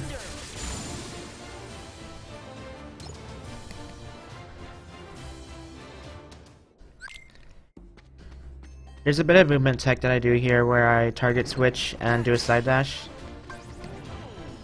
And then you want to do the RC here, because summons level up by how many drive bars you use with them out, and using the limit there, you can enter the loading zone so that you get your drive back and you also get experience. So in this menu, you want to switch Donald for Goofy, and then change Goofy's setting to Party Attack and Donald's setting to Sora Attack.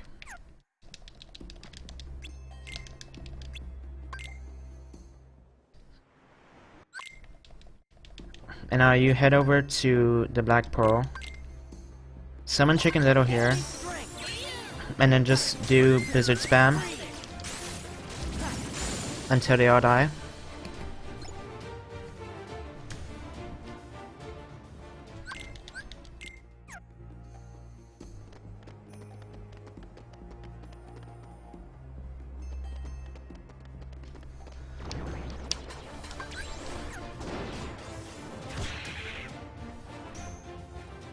So this is another timed fight where we just want to kill as many pirates as we can to get a bunch of experience.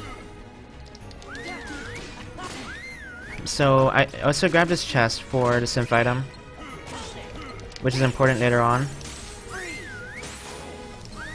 But I just do Blizzard Spam on these guys. Just try to kill as many pirates as possible.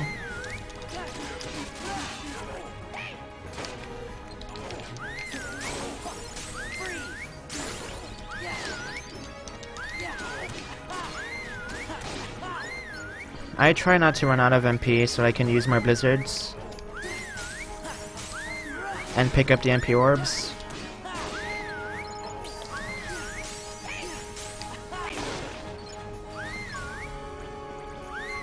It's also pretty nice to pick up the money as well.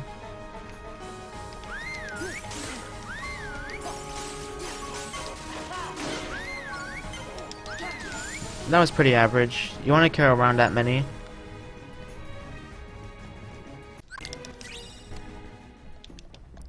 So now here we go over to Port Royal. And now enter the boat and then exit it, which skips the ambush fight. And then go over to Port Royal again. And now this is boat fight. You can use 2 to 3 eaters here. I usually use 2 eaters, but you can use 3 if you need to. At the start here, I walk backwards and then summon Chicken Little. I wait for him to whistle them and then do Blizzard spam. You basically want to just keep blizzarding the pirates whenever there's more than one. And then whenever you come close to running out of MP, you use an ether. And then when you kill, I think about 5 pirates down there, I walk up here and then go after these pirates.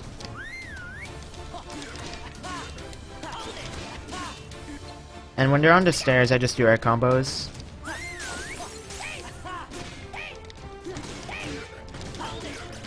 And after you kill those, then 2 of these spawn. And you just do blizzard spam on them. And then 2 more spawn, and these are the last 2.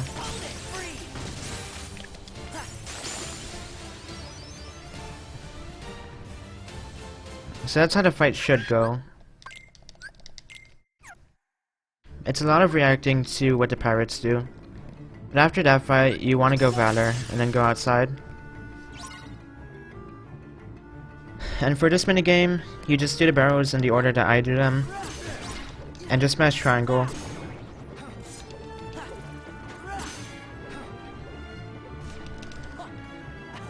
Sometimes you get hit like that, and it's random if you do.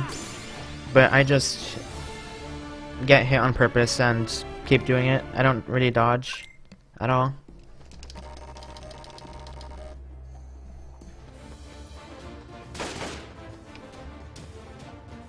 So right here you want to walk straight forward and then mash triangle to open this chest. And now right here you want to get a chest that's behind those boxes over there. And to break the boxes you need to do a finisher. So you just press square square on it and open the chest.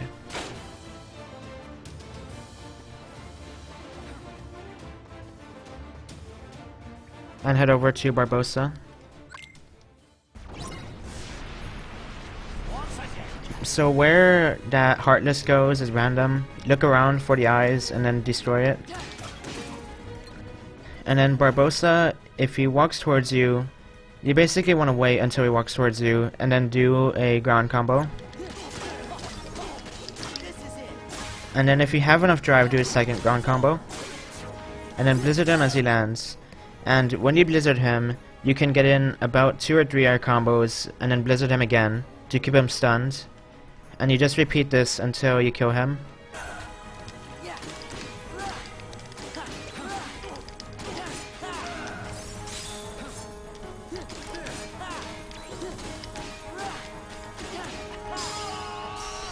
So just like that.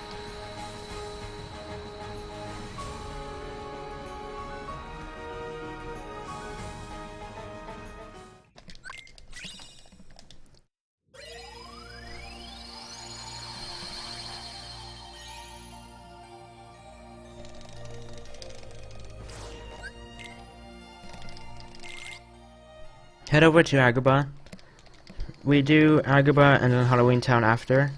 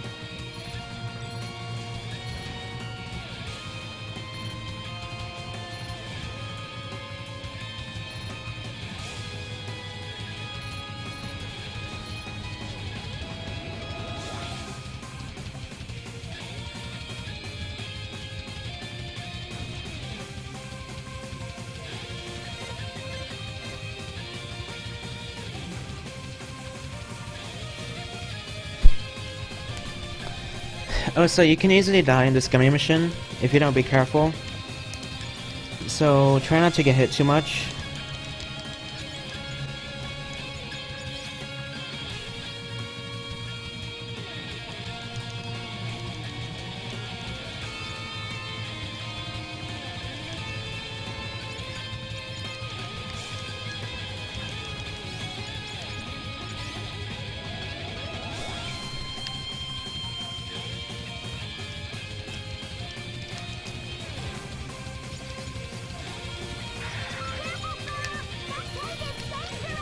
This is the part where you can easily die.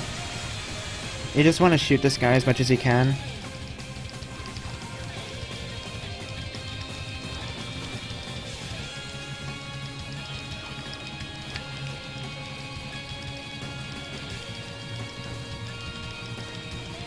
And then when he throws the bombs, you can stand in the middle to dodge it.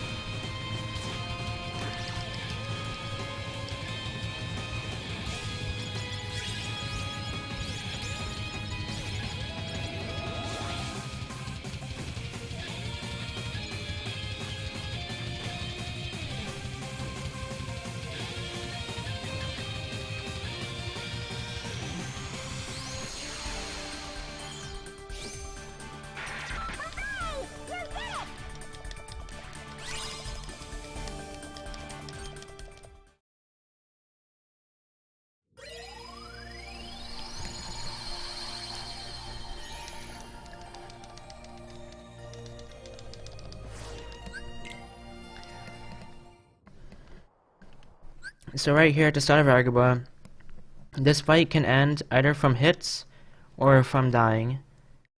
Or I think it's also timed, but the way we end it is by dying or getting to low HP. So you just want to hit one of these guys and then wait for him to attack you.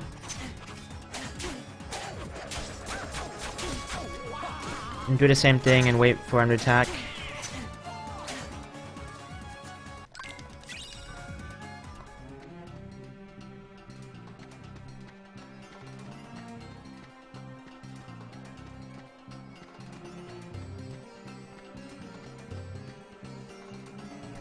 Head over here and there's this kind of big menu.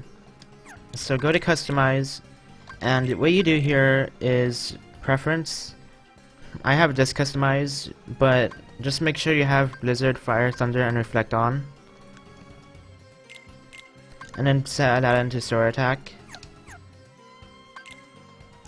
And then go to Items, Stock, and use AP Boost. Then go to Sword's Abilities, put on Guard, put on Area Sparrow. Let's go. And now here we go Wisdom form. And this part is important because you need to kill enough Heartless to get to level 2 Wisdom. So right here, target that guy and do the RC from these things, the silver rocks, to kill 3 Heartless there. Alright, something I forgot in the menu. You want to take off Aladdin's Ethers. Make sure to do that in the menu. I forgot to do it. Thank you, Norigo. Now right here you want to quick run over here. And these guys should spawn. And then you do 3 RCs. And then after they're dead, you do a fire on this thing and pick up the chest.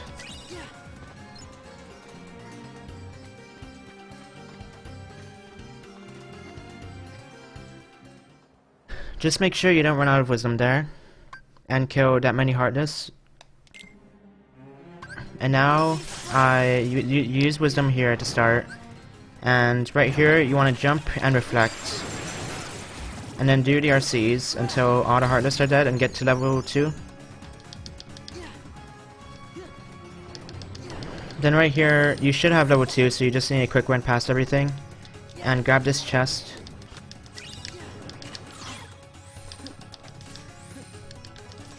If you get hit, it's normal, it doesn't really matter. Examine the crystal thing and then examine the monkey.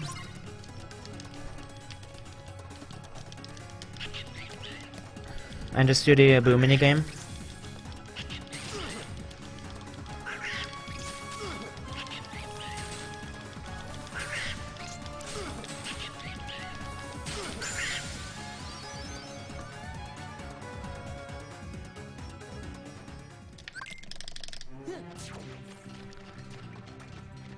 If you keep Wisdom long enough, you can use Quick Run to get over here, but usually you don't.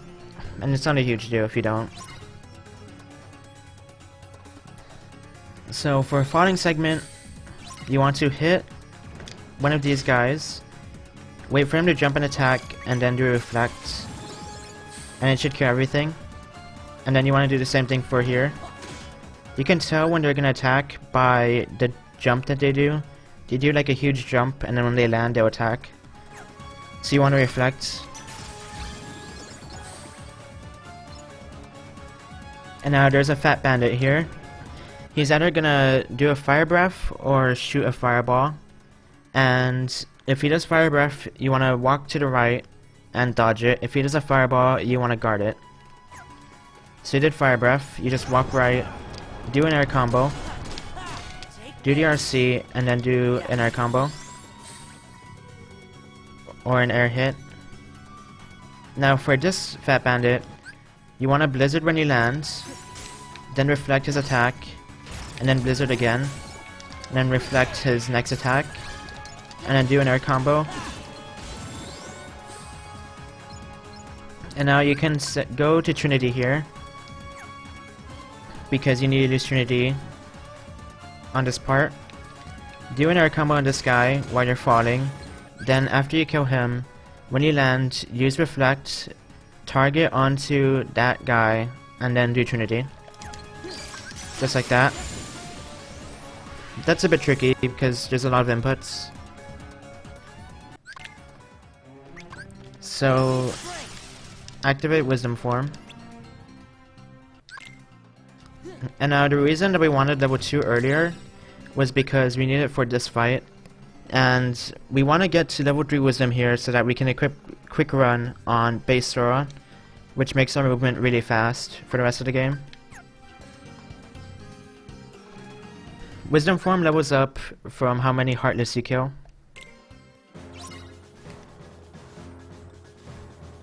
So we jump, reflect at the start here, and then do the RCs until they're all dead. Then you shoot these Blizzard guys and then reflect them, just like you did on Falling Segment. And then when the red guys spawn, they're a bit trickier to hit, to reflect, because it's a bit harder to tell when they're gonna attack. But basically they do like a short hop and then attack. Oh, so as you saw there, I got to level 3 Wisdom, which is important.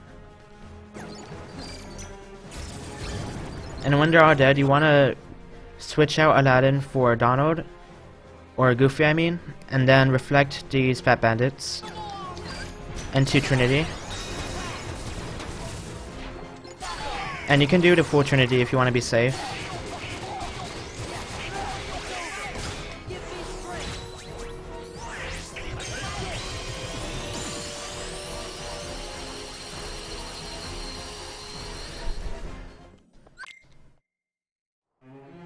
And now there's a menu here before you spawn any Heartless. Go to Abilities, equip Aerial Finish, and then equip Quick Run. And then equip Donald, Cure, and Fantasia, which is Comet.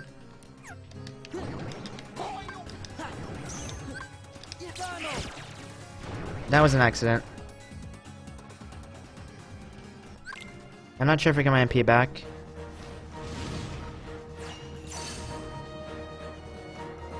I don't. Okay, hang on. I need to die here. I want to show this fight right.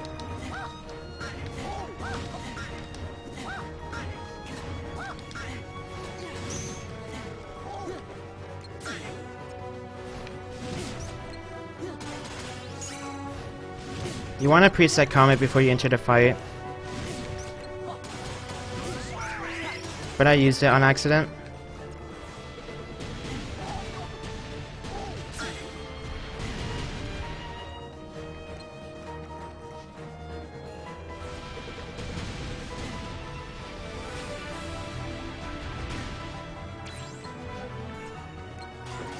This will probably take a while for me to die.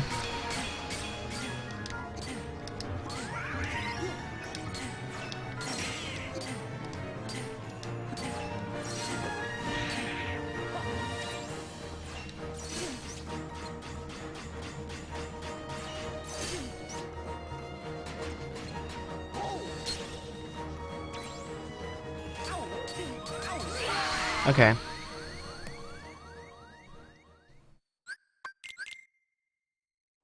So preset comment before you enter the fight.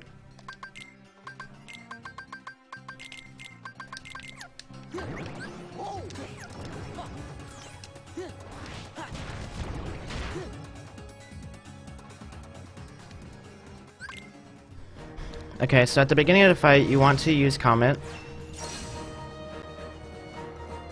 Target the Fire Lord, and then do an air combo. And then you want to do the Comet RCs during the air combo so you can keep it. And then do Comet Rain during the aerial finish on the Blizzard Lord. And now, after you kill him, it should spawn the Fire Lord and the Blizzard Lord again. And just do an air combo on the Fire Lord. And then do a fire combo on the Blizzard guy. And then go Valor. His name is actually Volcanic Lord, but I call him Fire Lord. Just do a short combo on both of them there. And then do 2 combos on the Fire Lord. And then do a full air combo on him. You basically just want to keep doing air combos in Valor after you go Valor.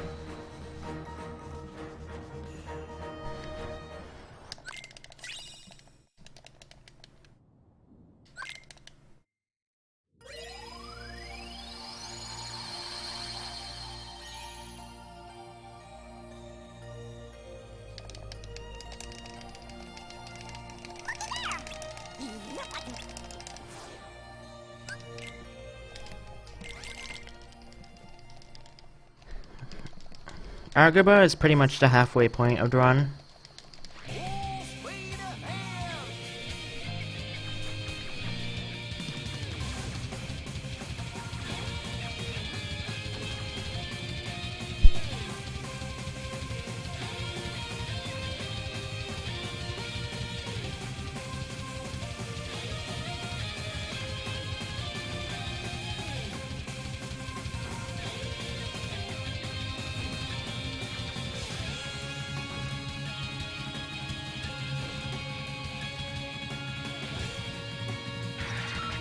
It's approaching from behind us!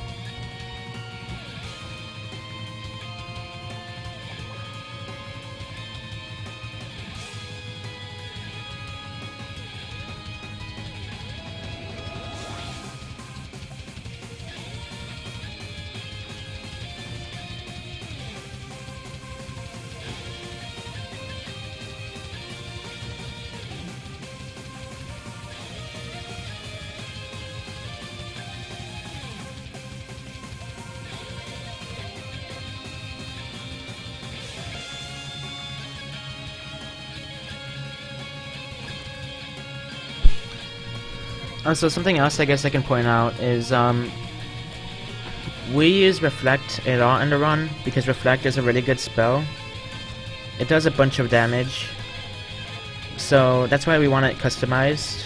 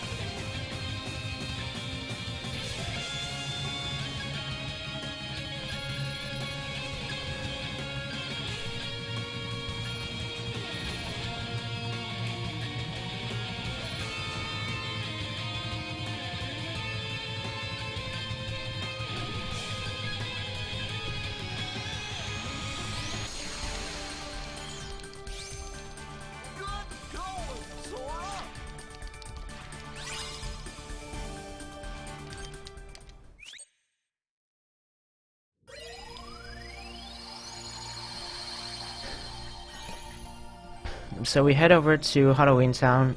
I think by this point you could go to Twilight Town, but that's way slower. We want to go to Halloween Town first.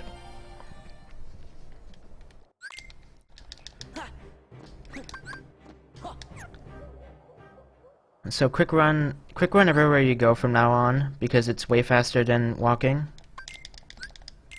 So in this menu, we switch out Donald for Goofy. We take off Jack's Eaters, and then use 3 AP boosts. And then equip Finishing Leap. And summon Genie before you exit this room. Now the reason we summon Genie is because we want to die in this fight, just like at the beginning of Agrabah. And if we have Jack in the party, he's gonna attack them and mess everything up. So we just want to get hit by their first attack here, and then hit them, and then get hit by their attack and just wait for us to die.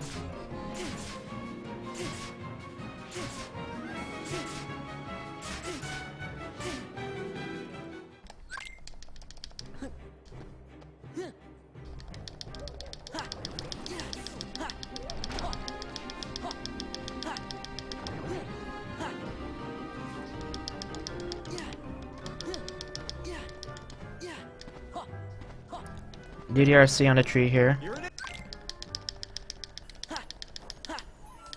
Now the strat for this fight is kind of complicated. You want to wait at the beginning until the toy box sits down, and then you slide dash reflect, and then do a reflect blizzard reflect, and it should kill everything in the first wave. So just like this. Okay, if you get hit, then you can do an air combo. Okay, I kinda messed up there.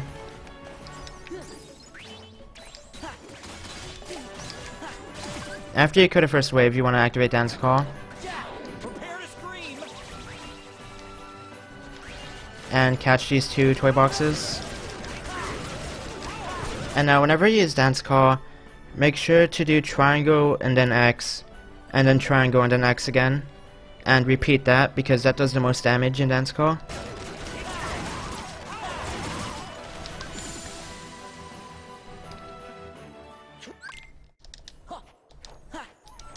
I kinda messed the fight up, but if you did a combo that I said, then it will work. But like I said, the fight is a bit tricky.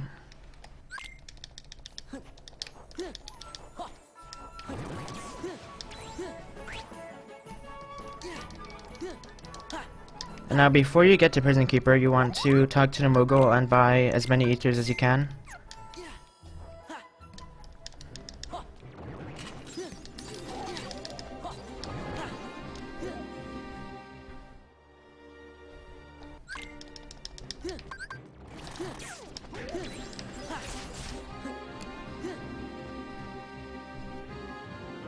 And now for Prison Keeper, at the start, you want to reflect his attack and then use Trinity.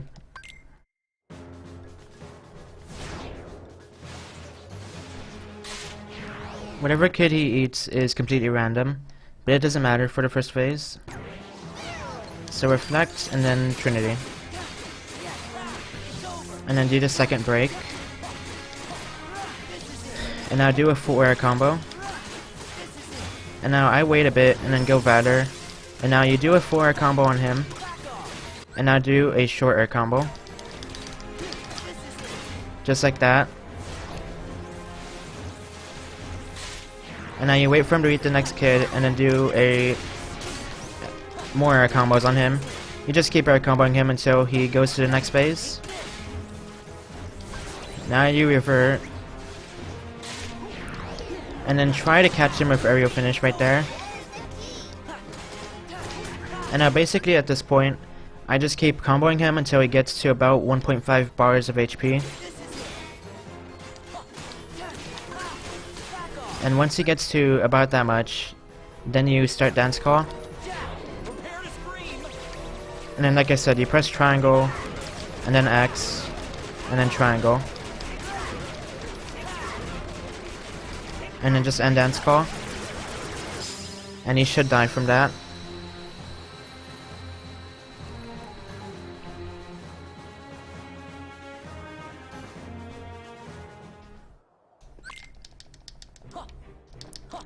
So that's how the fight should go.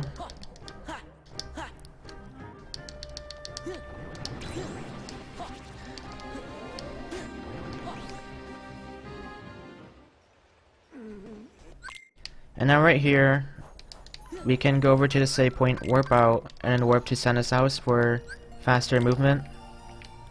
And pick up the AP boost here.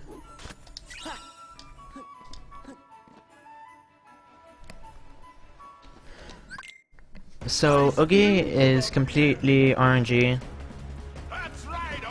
What pattern he gives you. Basically, he gets knocked down after every 12 boxes.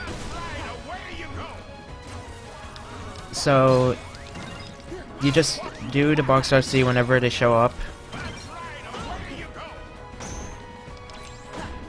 For the first ways, you just keep doing the RC. And then when you knock him down after the 12th box, if he does the fist, you wait for the fist to move by and then do an air combo.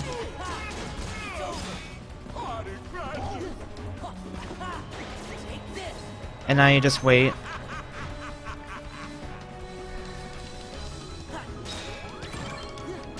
And then you keep doing the RC again. And then after about 8 boxes, he's gonna move to a different side of the room.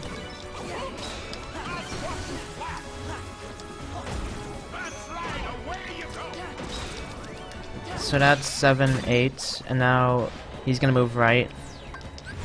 You just watch to see where he goes, and then do the RC when the boxes are lit up where he is.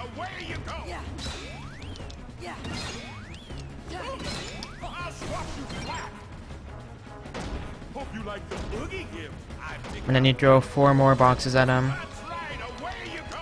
And then start dance call.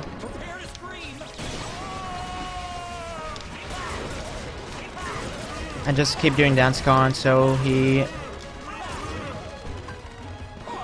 do that much HP.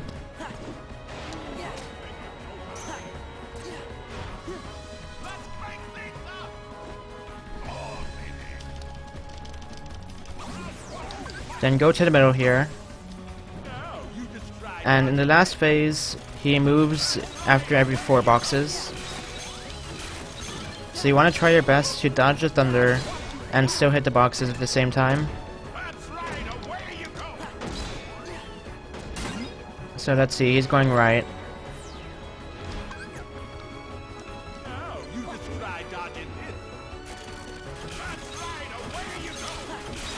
So that's 1, 2, 3.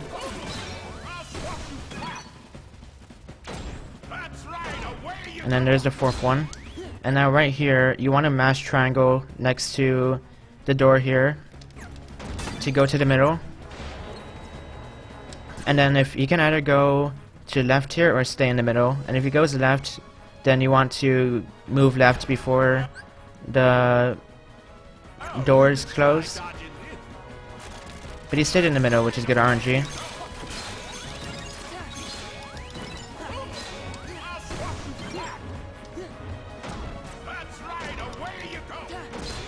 And that's 12 boxes, so now we just do 2 air combos on him.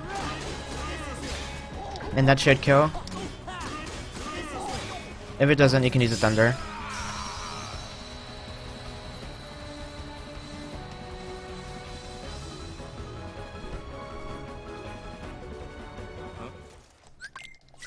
So that's something I need to explain.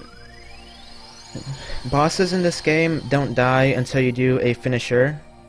And magic counts as a finisher, so if a boss is at 1 HP, you can just use a magic spell and it'll kill him, instead of doing a full combo. So here you can either dash to Twilight Town, or you can warp, like we did to Disney Castle.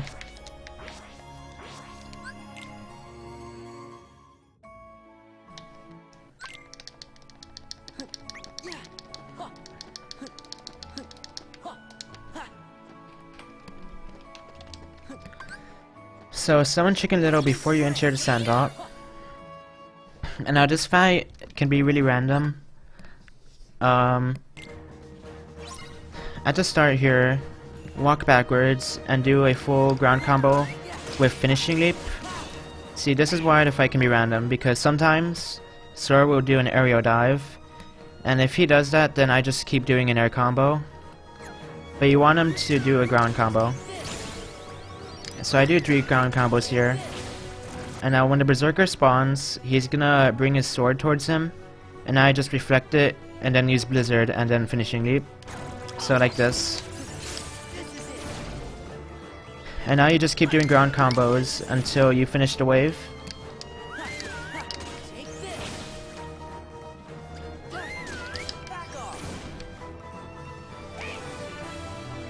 Sometimes Chicken Little won't whistle. Now you do the same thing as the second wave. You reflect Blizzard into finishing leap. And now I just keep doing 2 blizzards into finishing leap for the last wave.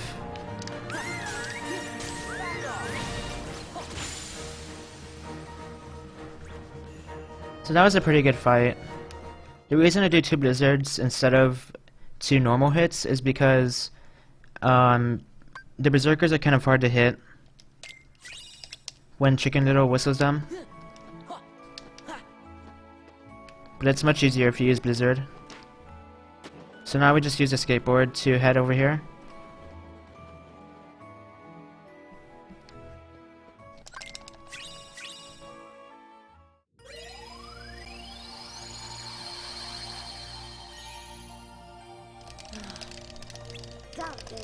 Donald's right, you know.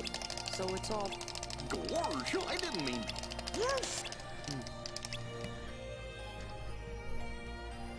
Oh no! You're right, Chipper. What route am I doing? I'm doing the route that I usually do in my runs. So right here we can do the same thing as we did in the beginning, where you just target and warp to Hollow Bastion.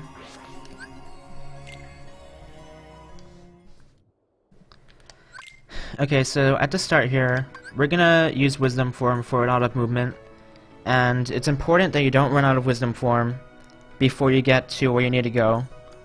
So if you want to be really safe, you can equip Oathkeeper, and then re-equip Hero's Crest after this movement. Let's go. But you should be able to make it. So you jump and fire over here, and then quick run over here.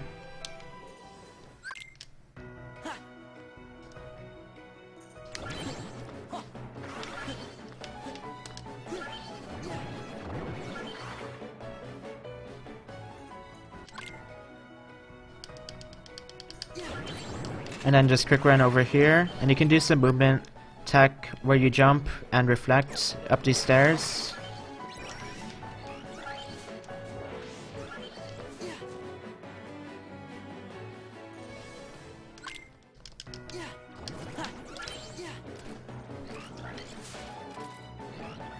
We're heading over to Space Paranoids.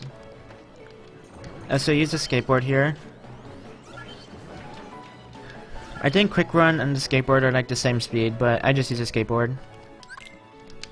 And now make sure to pick up the AP boost chest here.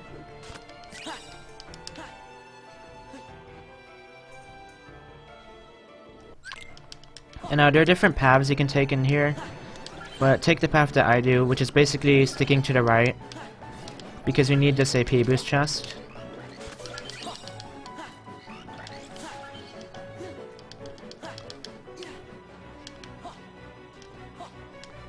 So as you can see, I made it here with like a bar of drive left. Just make sure you don't run out of drive.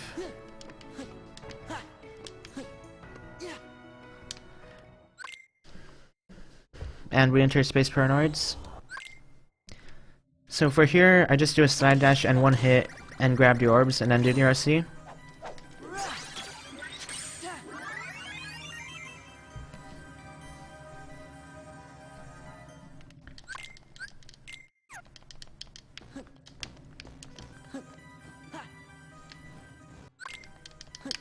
Now we just head over to this box minigame.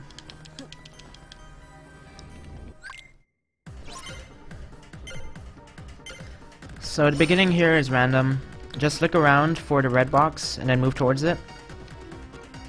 And now you want to keep the camera on it and look at where it goes. So it's right here, and to end the minigame you need to do a finisher on it. But Drive Explosion counts as a finisher, so you can just use that.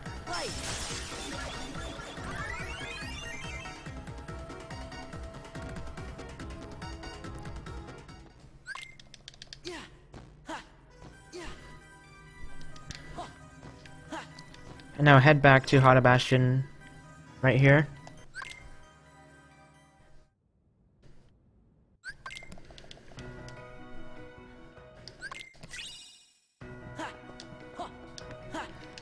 And now pick up the Stitch chest here. Okay.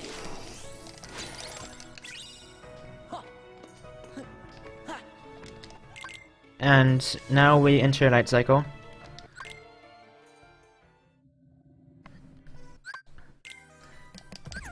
So the first part of Light Cycle here, you need to kill 5 Heartless.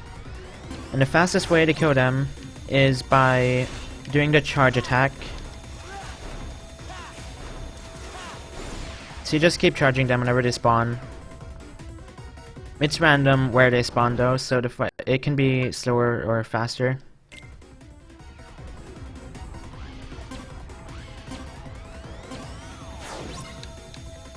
And now for the actual Light Cycle part, basically you just want to not get hit, and it'll be the same speed every time.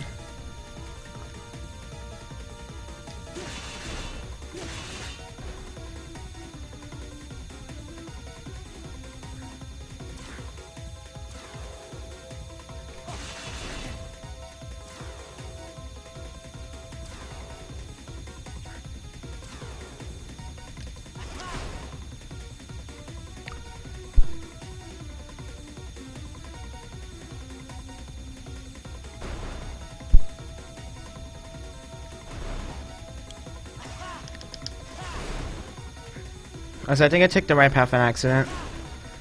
I never timed it myself, but I think the right path is a bit slower than the left path. It's not a huge deal though.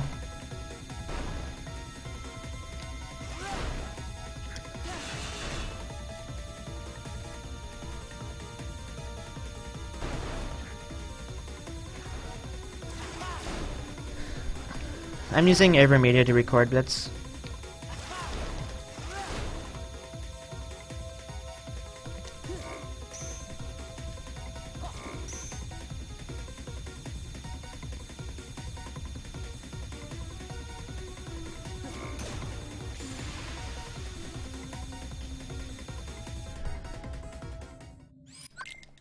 So after Night Cycle, we do a menu here, where we go to our Customize and equip Magnet somewhere. And then we take off Tron's Ether, and go to our abilities and unequip Aerial Finish.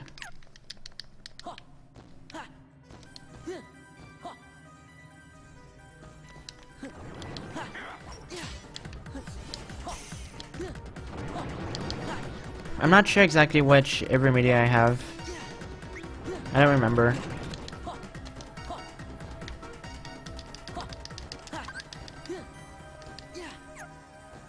So we head over to this minigame, and during this fight we want to level grind a bit, because it's the best spot to level grind. So at the start we summon Chicken Little, we wait for him to whistle, and keep doing ground combos until you kill this wave. Now we grab the orbs and then head over to do the RC. And we just repeat that to do... Repeat that until you get enough orbs to do the RC again. And this is the part where we level grind. So you want to have 1500 experience till level 23. And the way we level grind is just by doing full ground combos on these guys.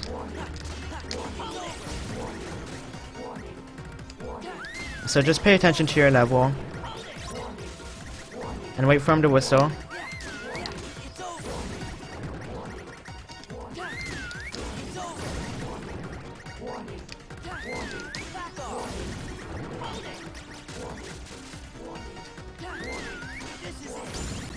So I hit level 22. Now I just need to have 1500 experience to the next level.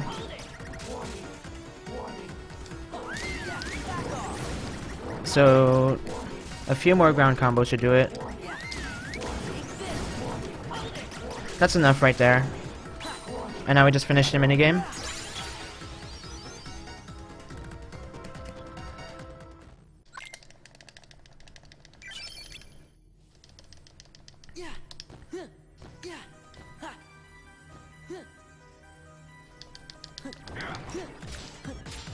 Now we head over to hostile program. Move left here to grab the chest, which is an AP boost.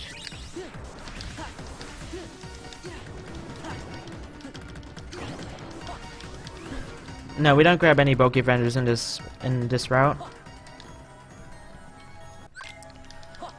So just head over to hostile program. Now this strat is really complicated, and I could mess it up. I'll go ahead and make a save here just in case.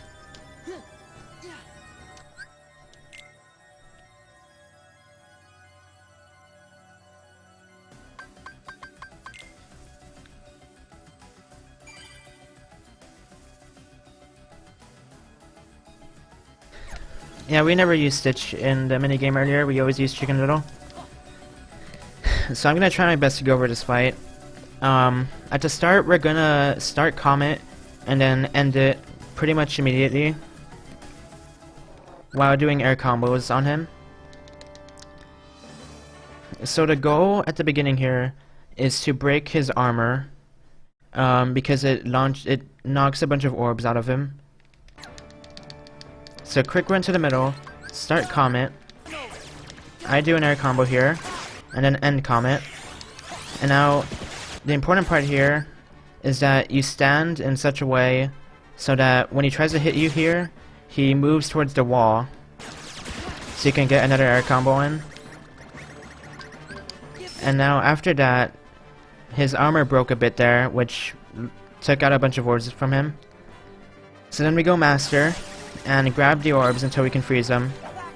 And now we do an aerial dodge, use fire into an air combo.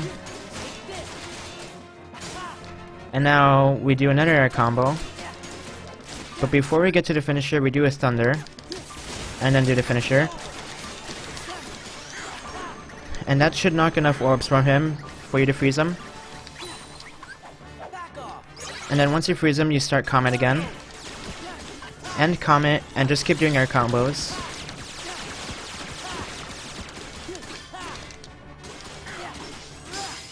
Just like that.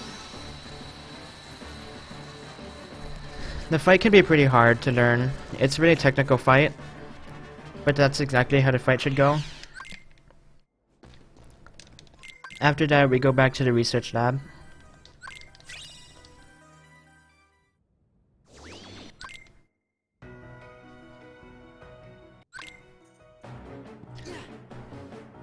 And now corridor fight. So at the beginning here, we're going to magnet, and then we do 2 thunders and finishing leap. After finishing leap, you want to mash magnet out, and then when magnet comes out, you want to start Comet. And then I just end Comet as soon as I start it. And while it's ending, I go after the red wizard guy, and then summon Chicken Little and do finishing leaps to finish this wave.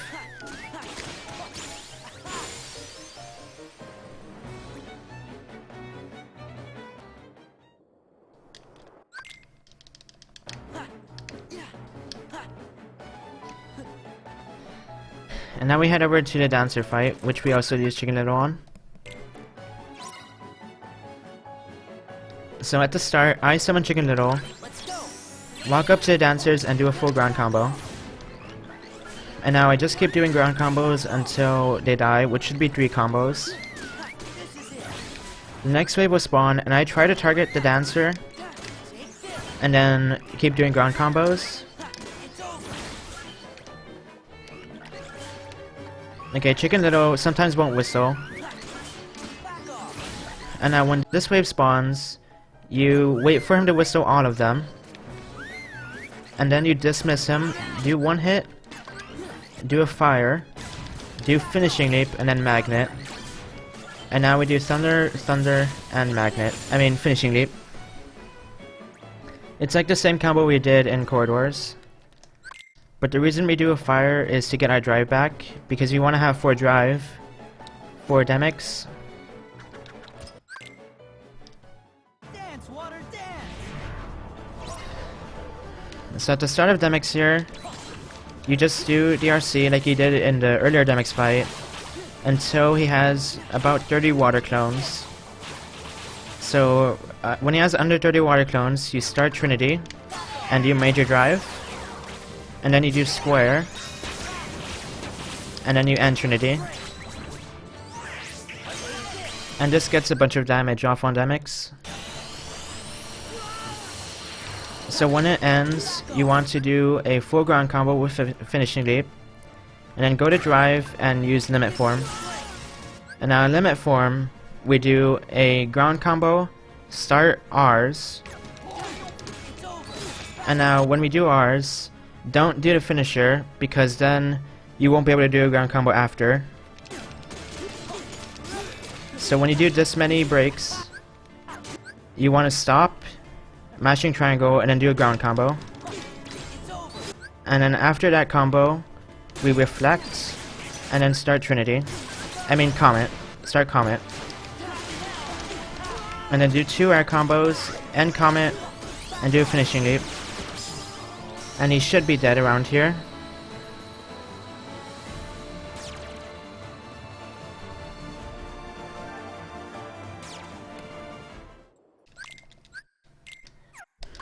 After that fight, go to abilities, equip Flash Step and Vicinity Break.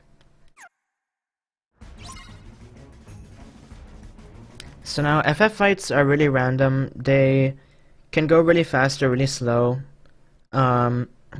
I'm just gonna say generally what I do, but it depends on what the heartless do, what you should do.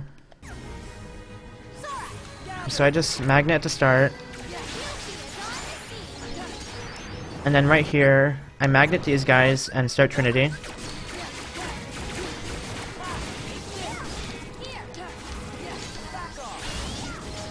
And then just kill the rest of these guys.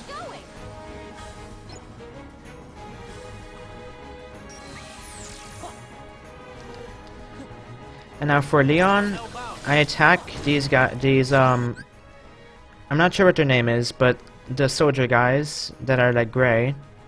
You want to hit them so that they do the Rising Sun RC, and then do that. Because it kills their hardest really fast. And once you kill all of them, you do Vicinity Break on the shadows, and reflect them, except I don't have MP.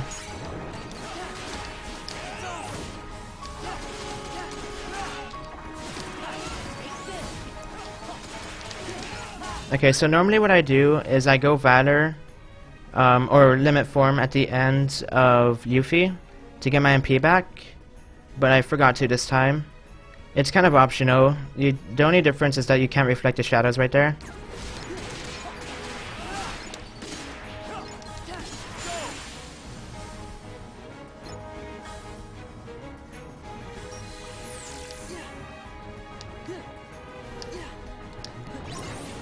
So for Tifa, you hit the Armored Knights and then do Rising Sun.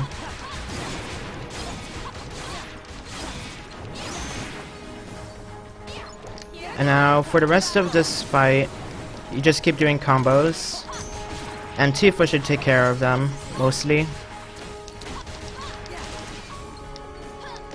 If you have MP, you can use Magnet.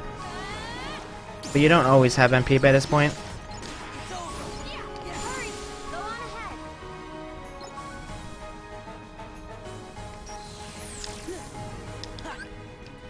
Now for the beginning of Cloud, you want to go Limit Form and try to hit the shadows as they come up so it kills all of them. And now we're gonna do a trick here called Ether Buffering, where we use the Ether but then start a limit before the Ether goes off, so that the Ether goes off after we already used the MP.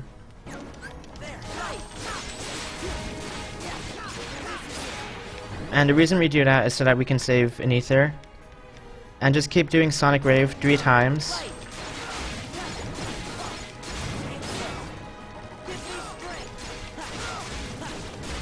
And the reason we do it 3 times is because once we use 3 limits, limit form levels up to level 2, and that's important for fights later on. And for the rest of the fight, we just do our combos and wait for Cloud to finish them off.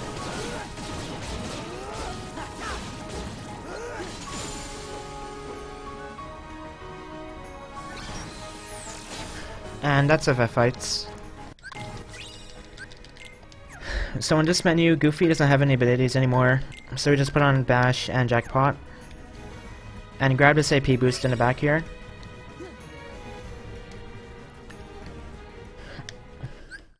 So this is 1k Heartless, and it's really random how many security bots spawn, but the entire fight relies on doing the Sparkle Ray RC.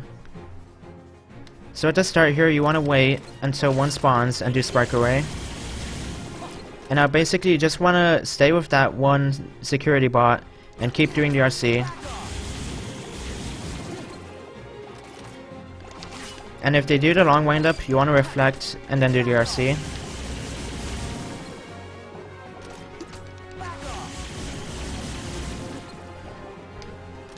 But you basically just keep following one around. But don't do the Rising Sun RC because it doesn't kill nearly as many.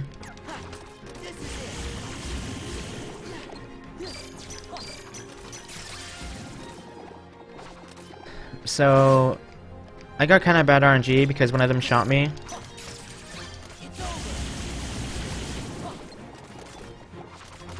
Just wait and then do the RC.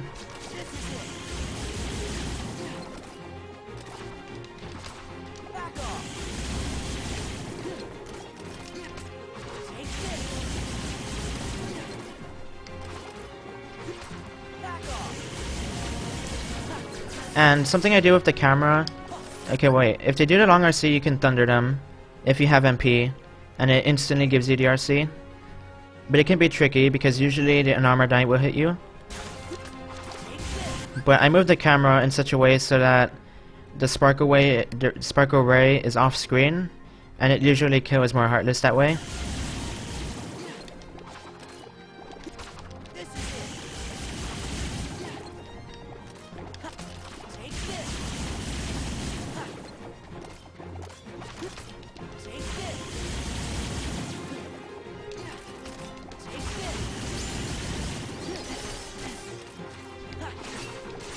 So make sure you don't die here. It can be easy to die in this fight.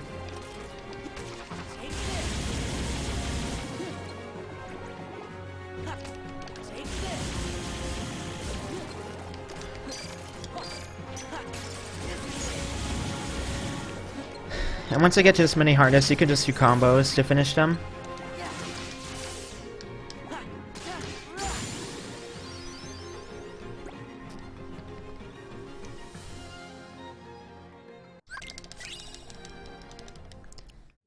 So that fight can use you like 30 seconds depending on the RNG you get.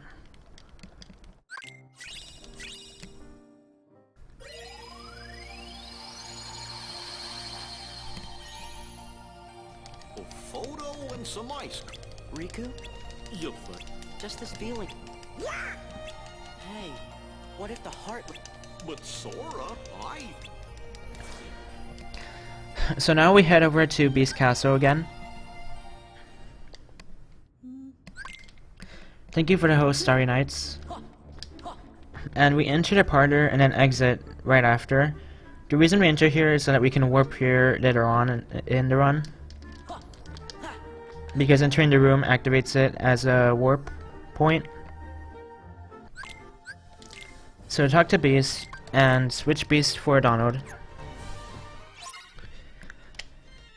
And at the start of the fight, we want to reflect these Dragoons when they come towards us, Magnet again, and do Trinity. And so what I did there is, if you do Major Drive and Trinity, when Heartless are in a magnet, it'll do a bunch of damage to them because it'll knock them in and out of the magnet. And then we just enter Trinity and it should cure everything.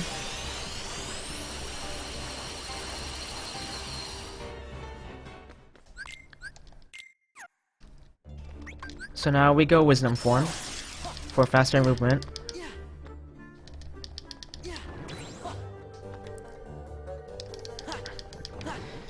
There's a chance a Bogey Vendor will spawn here, but if it does spawn, you don't need to grab it.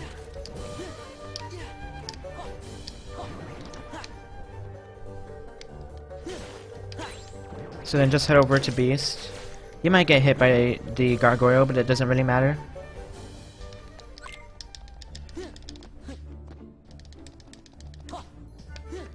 So talk to Beast. And now this menu, switch Beast in for Goofy. Go to abilities, equip Guard Break, equip Rumbling Rose on your base Keyblade, and then equip Hero's Crest on Master. And then we warp out. And the whole reason we went there in the first place was to get Rumbling Rose, because it's very important for these next few worlds. But we don't do Zowden yet because it's much slower when you're a lower level. So we just go to Port Royal 2.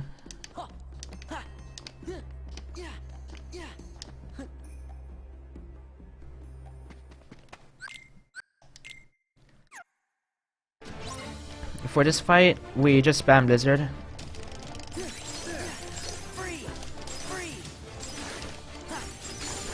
And they'll all die after either 3 blizzards or 4 blizzards.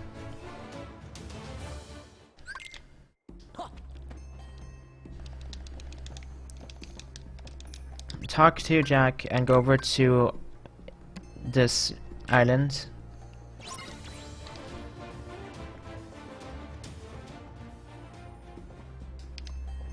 And then we go inside the ship and exit it just like we did earlier in the run to skip the ambush fight. And now this is the Grim Reaper fight. This fight is a bit technical.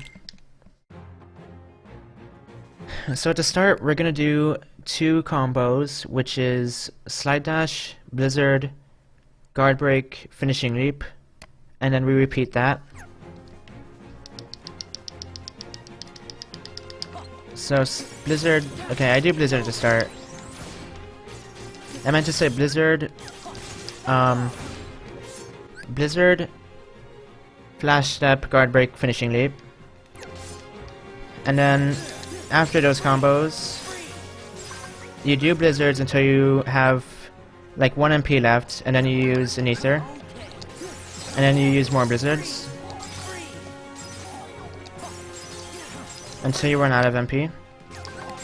And then you go Master Form, Blizzard into him, and then do a full combo. And now after the first finisher, you want to do Blizzard as your second finisher. And now do another combo.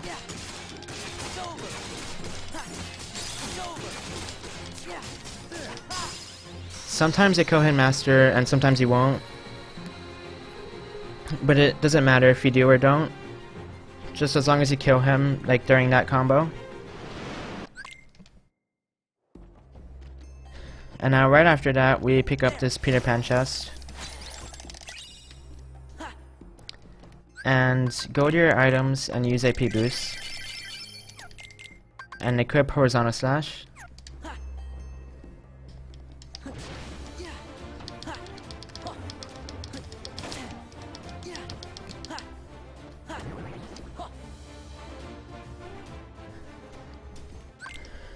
So for this Gambler, we want to Magnet into Finishing Leap, and then do an air combo.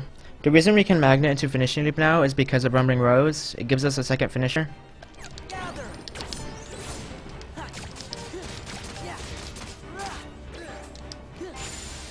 And then just kill him after that.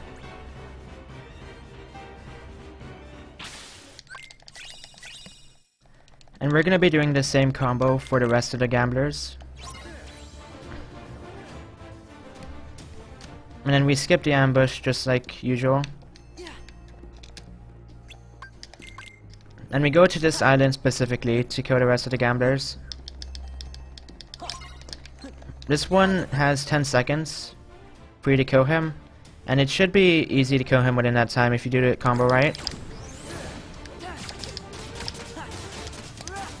Just like that.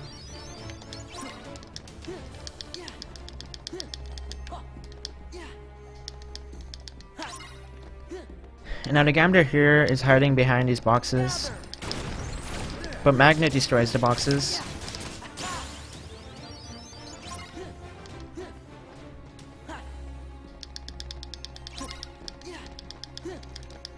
So just quick run past this room and do the same combo on this guy. After you finish him, you want to use an ether before you grab the last medallion.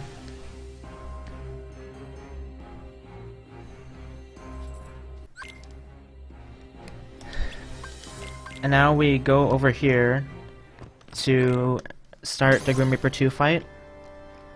So this fight is also technical. Right at the start, you want to blizzard him. Grab the orbs over here, and now we do 2 thunders, and we kind of delay our reflect a bit to reflect his retaliation, just like that. And then we blizzard him again, and now we put in the medallions to the chest. Now we do the same combo as before. Blizzard, dash step, guard break, finishing leap. And now if he attacks, you can reflect it like this. And then if he doesn't attack, you can just use blizzard.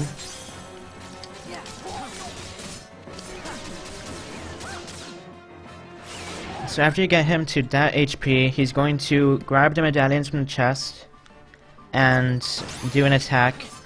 So when he's done, you want to guard it and then do the RC on him.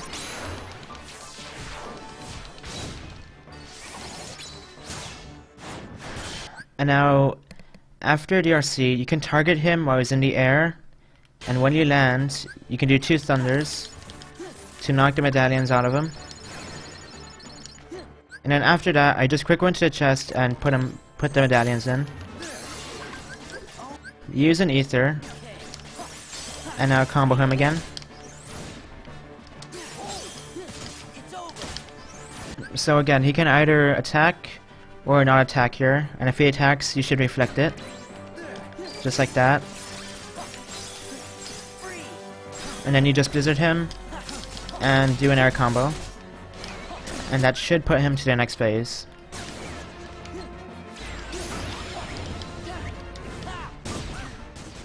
And now you just wait this attack out. And right here you want to go master form. And then when he's done doing this animation, you want to spam blizzard on him, but you want to delay each blizzard so that they knock out as many medallions as you can. So I just kind of wait till Sora lands and then do another one.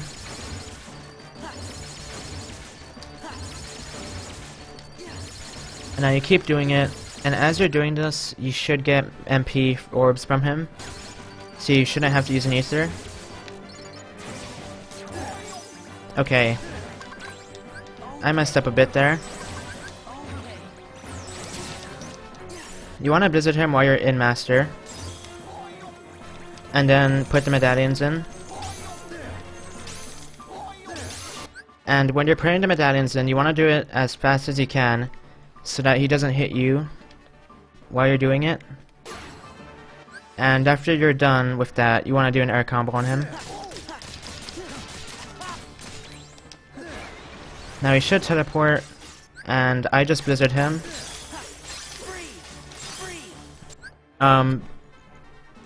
When you're done, when you knock out the medallions out of him in master, and after you use the blizzard, I usually use an ether.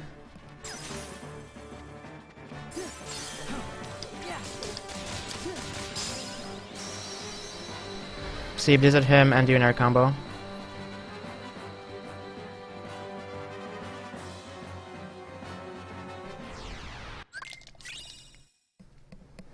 So I think I accidentally said not to use an ether earlier, but It depends on how many enders you need to do, if you need to use an ether or not. The ending can be really different. So if you decide to use the ether, you blizzard him, and if you don't, then you can just do aerial combos on him. So we go to Halloween Town before we go to Agrabah.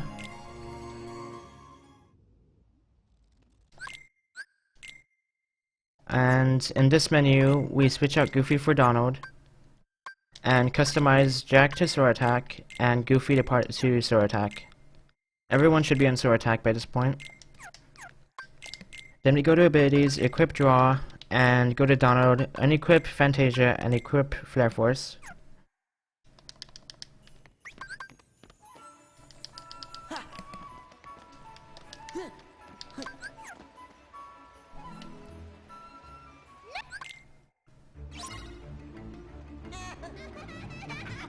So for Lockshock Burrow, you want to walk towards the kids, reflect them when he's about to throw the box at you, and then start Dance Call. You want to start Dance Call fast enough after the reflect so that it hits them after Dance Call sucks them in. And now you just wait for them to take damage and do a few RCs until they all die. And when they're knocked out, you hit the boxes towards them. Just like that.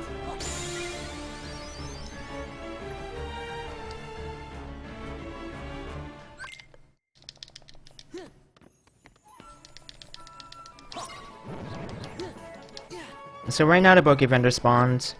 It's random if they'll spawn here or not, but you don't want to pick them up, like I said before. So use the skateboard for faster movement.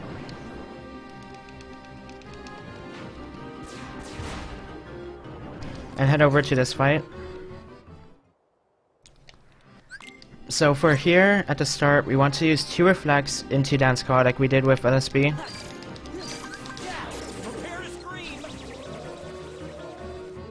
We wait for it to suck them in, and then we kill them all. And then right there I grab all the chests while using Dance Call, but usually I'll end Dance Call and then pick them up. The most important thing with that fight is that you kill them all at the same time, and grab the chests before the presents before the graveyards do. But because you equip Draw, it should be easy.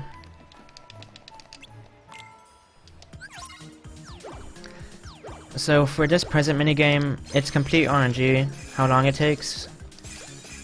There isn't really a strat here, you just do the minigame.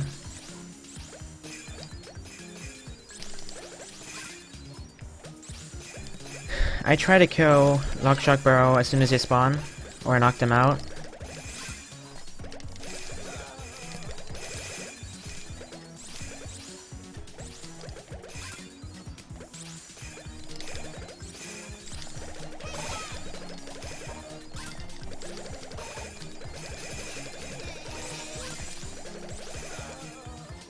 That was pretty average RNG.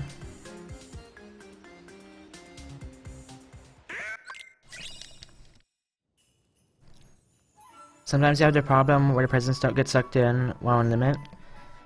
See, usually I'll stop Dance Call during the present fight and grab them just by walking around them.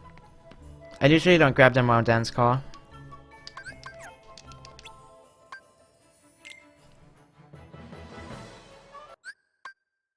So this is Experiment. At the very start, you want to activate Dance Call. And then you do triangle, X, triangle, X, triangle. But you don't end the limit, instead you stop and then do a full air combo. Once he breaks apart, I quick run to the right here and then guard him. Just like that. And then you do the RC towards the head. If you knock him towards any other body part, then it won't push him to the next phase. So you want to move him towards the head. And now we summon Peter Pan And this entire fight is just doing air combos on him. Just like this. And now, because of the way Peter Pan attacks, you just unlock him from doing air combos and he can't do anything.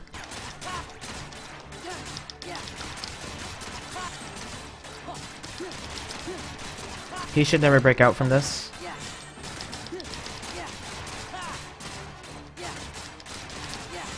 So once I get to about 1 bar of HP, I dismiss Peter Pan, and when I land, I reflect. And that should get him to the last phase.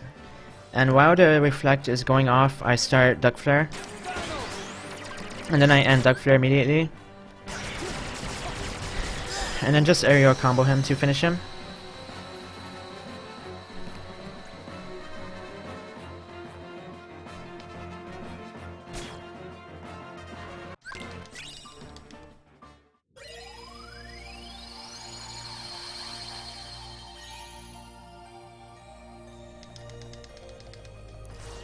Now we head over to Agrabah.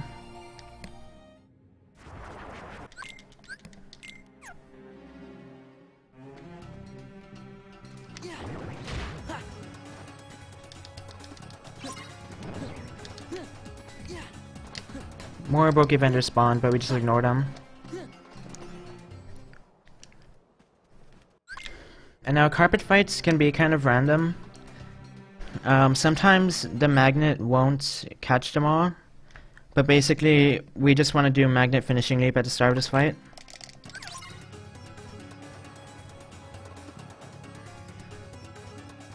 I kind of move down and towards the right and then do magnet. So like this. And then I do an aerial spiral. And now you want to kill all of the rapid thrusters in the magnet so that you can reflect the bats. And then magnet again. And then once the magnet ends, reflect these guys and magnet, just like you did with the bats. So just like that.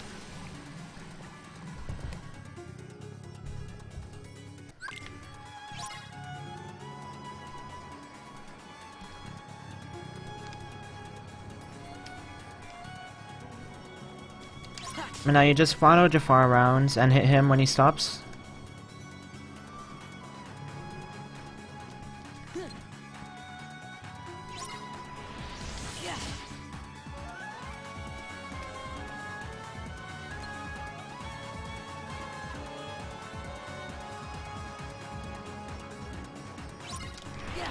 And now, right at the end there, you want to do an aerial spiral into a horizontal slash to end the fight.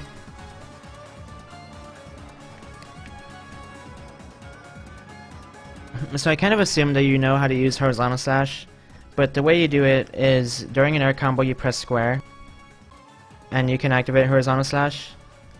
And the same with finishing leap, you have to press square to use it.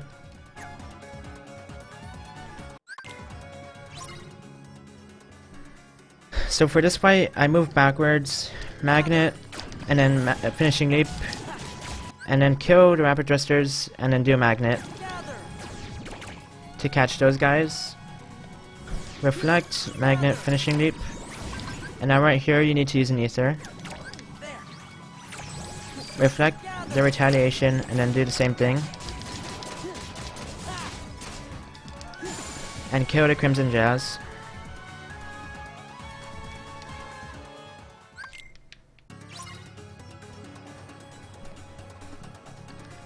So now for these switches, the order that I did them in is the fastest order. So I move to this switch and try to target it, and then thunder it when you need to. Then move backwards to the blizzard switch. Wait for it to activate and then blizzard it. When you're heading to the blizzard switch, you want to stay at the top of the map so you don't spawn any more Heartless, and it despawns the other Heartless. And now for the fire switch, you want to do it as fast as you can before the Crimson Jazz hits you.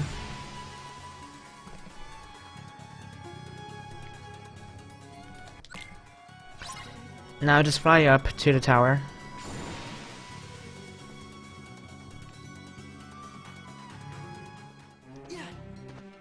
And quick run over to this fight. So during this fight, you want to kill as many Heartless as you can, and you should hit level 30 during this fight. If you grinded in Space Paranoids. And you need level 30 for Genie Jafar. So just make sure you hit it during this fight.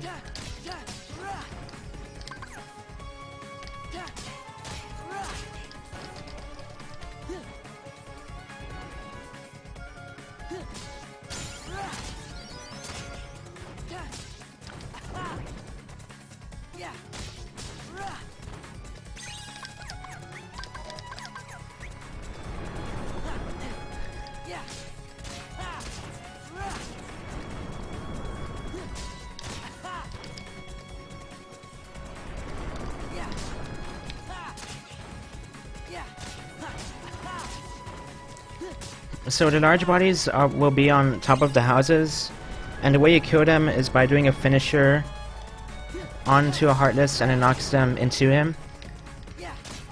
Sometimes that's kind of hard to do, but you don't always need them. It's just some extra experience.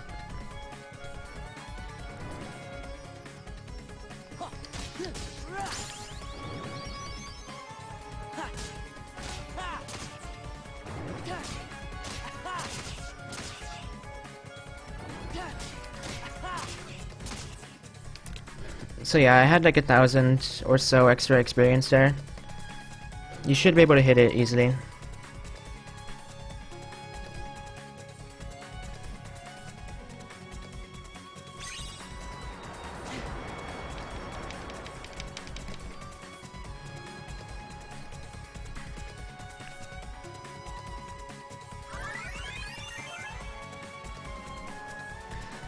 So now we do Genie Jafar.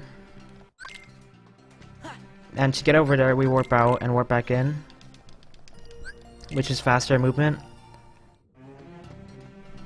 And before you spawn any Heartless, you want to equip Decisive Pumpkin, because it has the best ground combos. It does more damage than Rumbling Rose. Alright, so Genie Jafar is a hard fight to explain. Basically, if you did a fight the way that I do it, then you should get the DM skip and kill him pretty fast.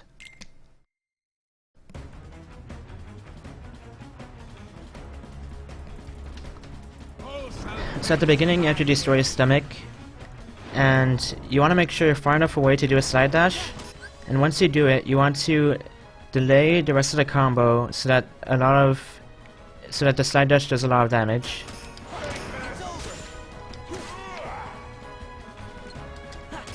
So if you delay the combo after slide dash continuously does damage.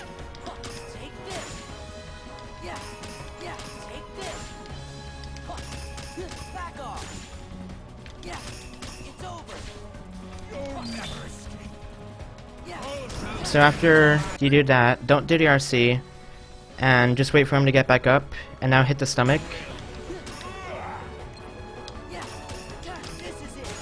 And then you just keep comboing his head.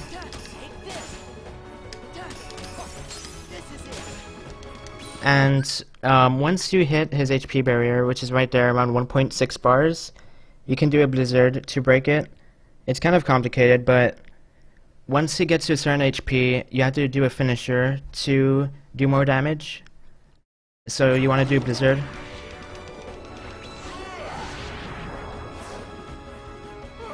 And then you just keep comboing him after doing the RC.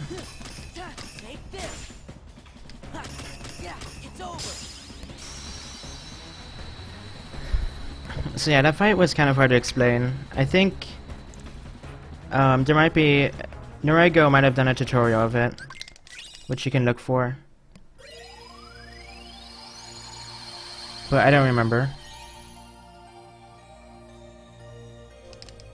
It's that weird reading from the... Yeah, but it's...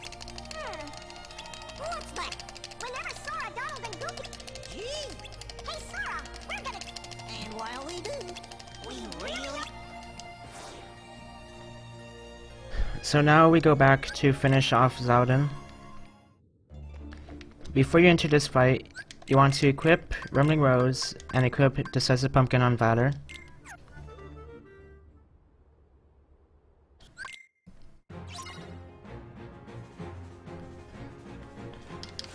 And now reflect the Dragoons when they attack. And then do a Magnet into Finishing Leap. Magnet, Finishing Leap to Dust, and do an air combo. Once you kill the Dust, you want to reflect, do 2 reflects when the Dragoons jump down, and then Magnet into Finishing Leap. Just like that. And then just air combo the last Dragoon.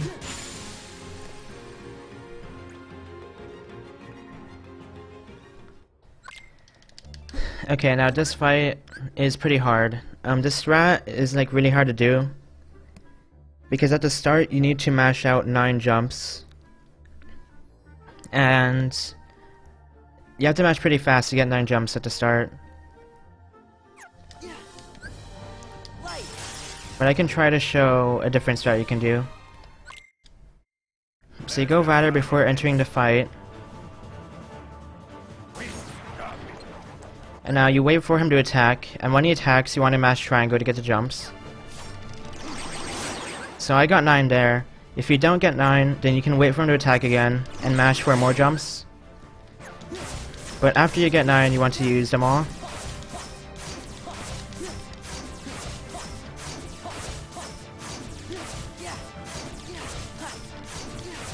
And now after you use all 9 jumps, you want to do X square, which is a short air combo.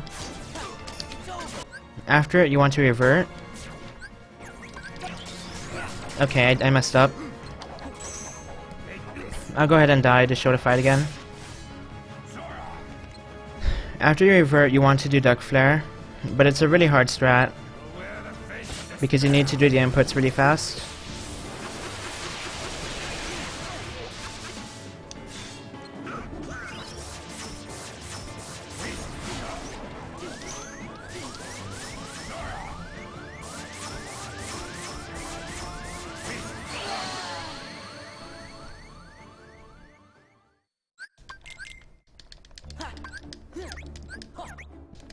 Give me strength. Where's the fun in this? So you get 9 jumps at the start.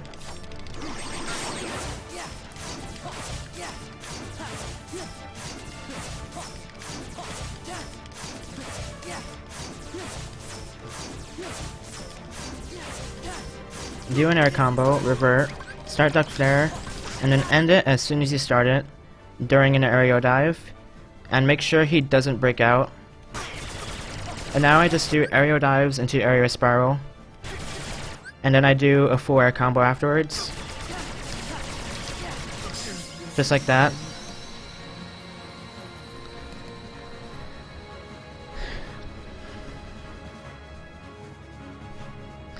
It's a pretty tough fight.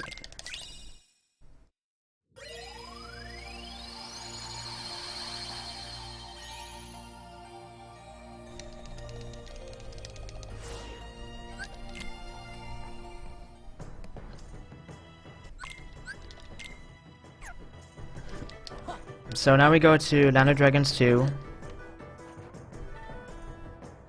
which is the last world we have to do before the end of the game.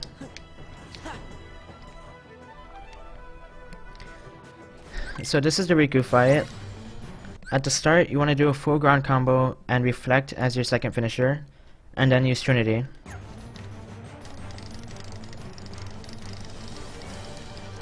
So just smash X, reflect, and then use Trinity. And now I stop Trinity, and then do an air combo.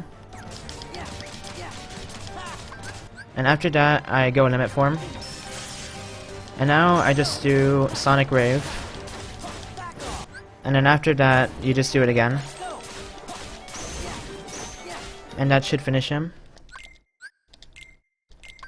In the menu, you want to switch mode on for Donald.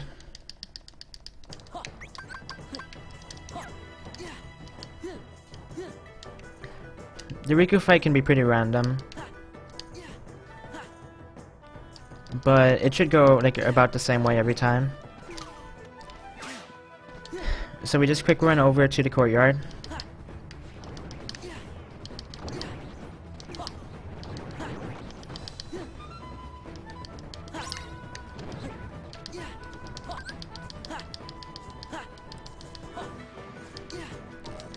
Summon Genie before you get to the square, and then set him to Master. So, with Master Genie, you can magnet and start the limit, and if you do it right, then it does a bunch of damage to the Heartless. So to start, you want to jump straight up, magnet, and then do the limit. Just like that. And then do the finisher, and it should cure everything. If it doesn't cure everything, then you just do a second limit. And now just dismiss Genie.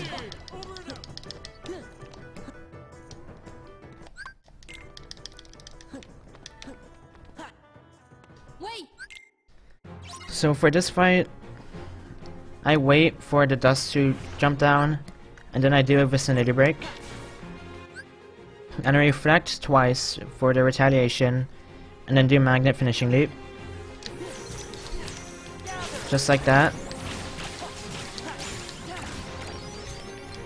And then reflect magnet finishing leap again when the second wave spawns, and it should work like that.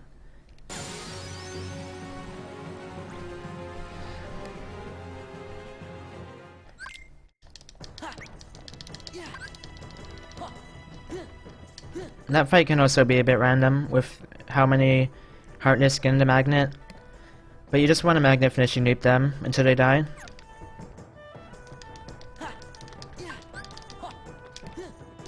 So Valor before Storm Rider, and now this fight is a bit complex, but I'll try to explain it.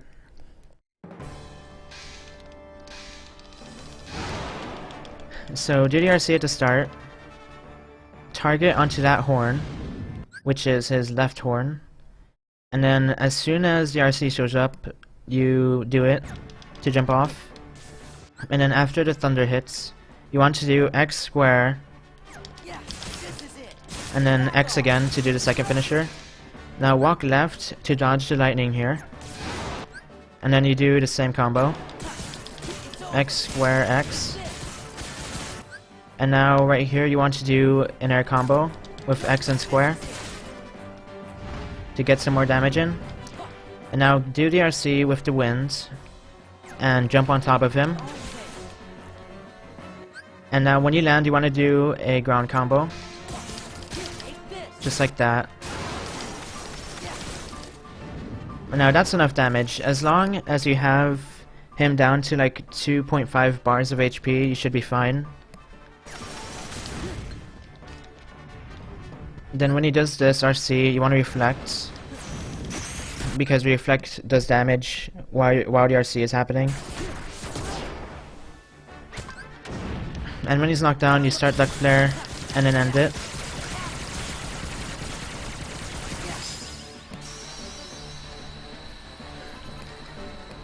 You want to kill him while he's down after the RC, before he gets back up.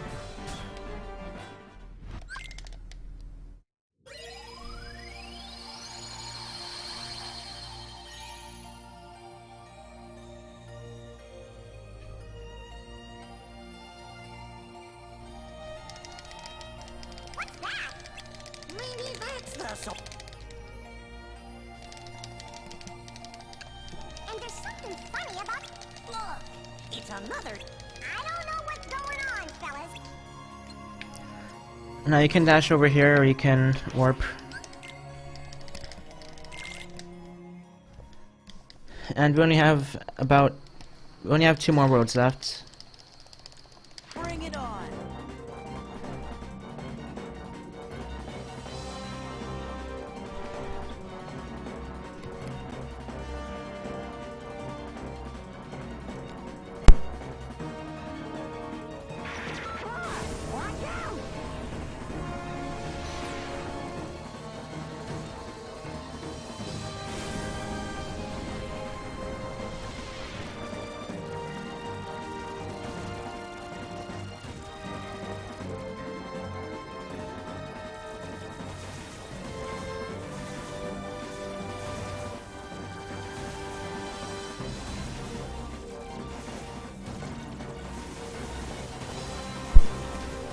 So you can use this gummy mission as a bathroom break if you want to, but it's kind of tight. You don't have that much time.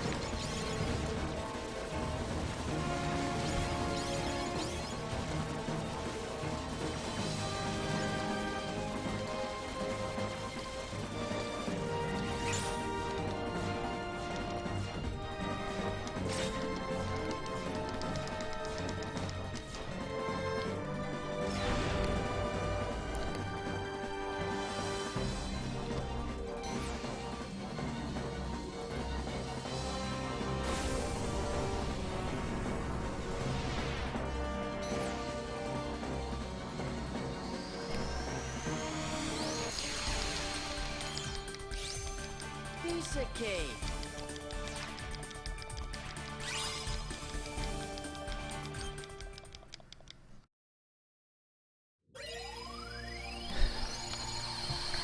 So after the going mission, we head over to Twilight Town 3.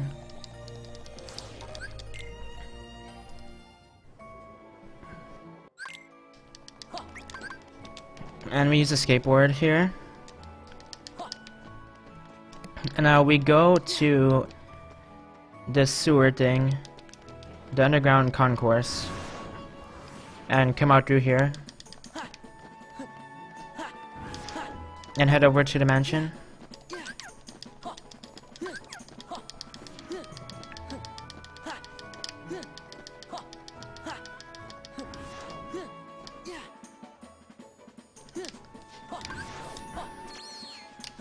And now before we enter the loading zone, we want to summon Genie and set him to master.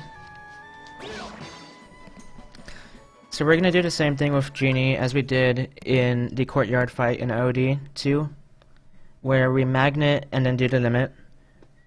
The important thing is that you're not targeting anything when you magnet, or else it won't work. So I jump backwards and then magnet into the limit. After that, don't do the finisher, but do the same thing again. And now, for the creepers, we do the same thing, just like before. And now, so I have level 2 summon, which means I'm gonna run out right after this limit. If you have level 3 summon, then you can do another magnet into limit.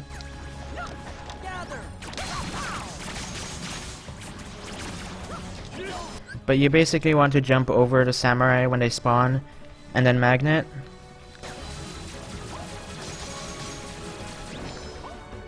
And now I'll just do a magnet finishing leap to kill the rest. It's over.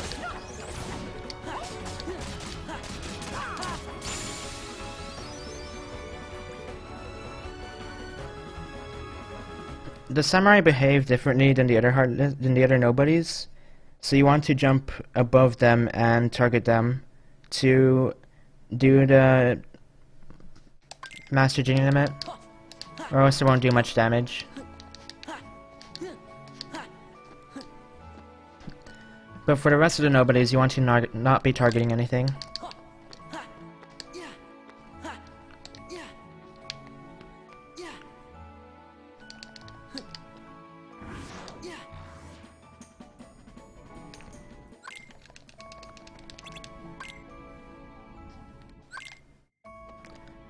So we just head over to Axel after a bunch of cutscenes.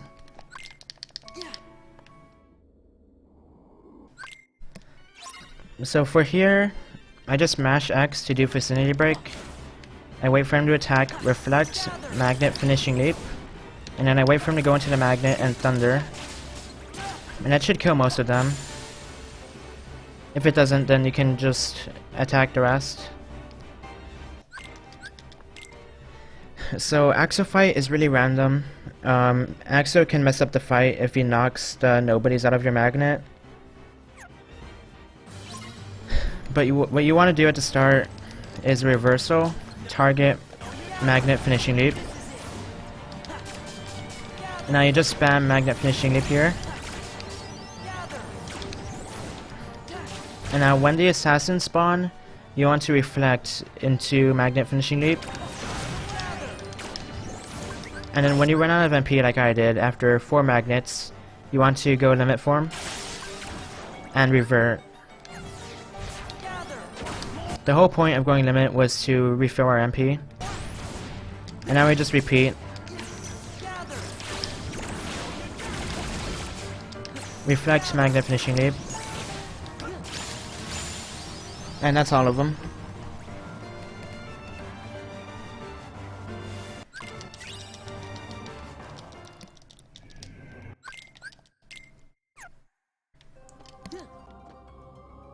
So right here, you can go Wisdom form if you have Drive.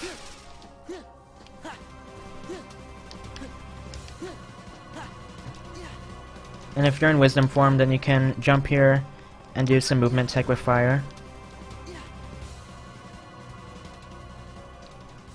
Okay, so the Roxastra is kind of hard. You have to do these specific combos correctly, or else it won't work.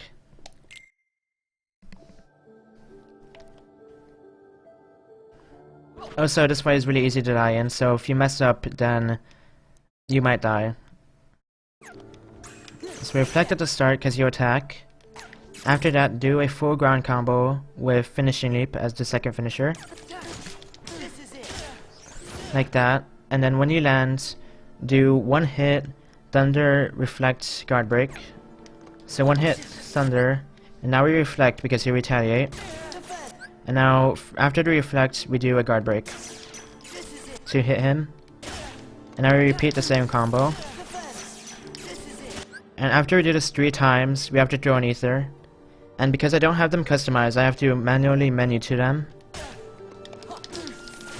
which can be a bit hard to get there in time. After you throw it, you want to Blizzard, Thunder, Reflect, Guard Break, it's basically the same combo as before, but you start with Blizzard instead of a hit.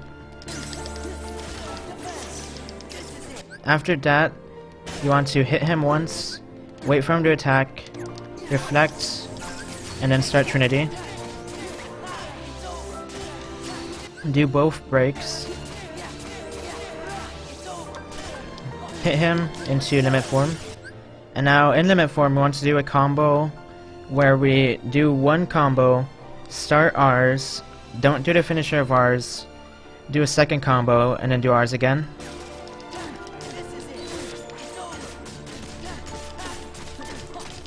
So stop right there and then do another combo. and then do ours again.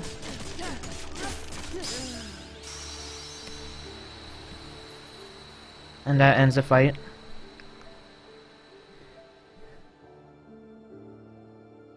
If you're not fast enough with the hit, thunder, reflect, guard break combos, then he won't retaliate, and the fight will be messed up. So you want to mash those combos out really fast.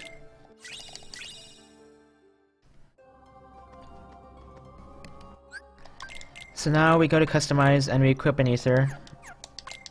You can equip the ether before the Roxas fight if you want to, if you're not fast enough with your menu. Go to abilities, unequip guard, unequip vicinity break, unequip draw, equip combo master, aerial finish, and slapshot. And then equip 2 become 1.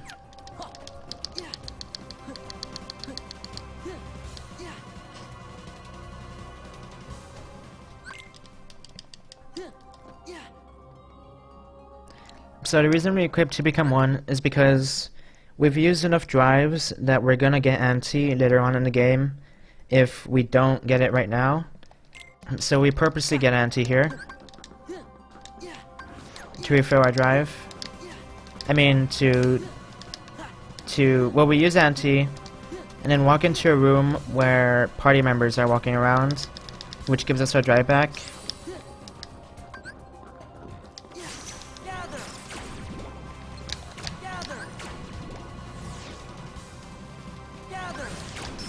So go anti, and you'll get your drive back when you walk here.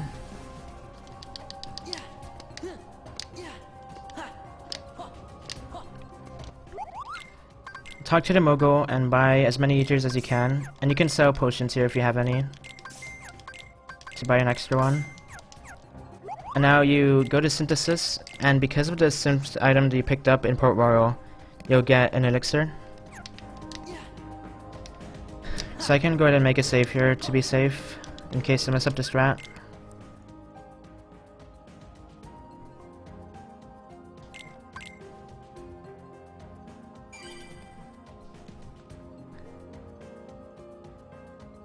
Okay, so Zigbar is a really tough strat.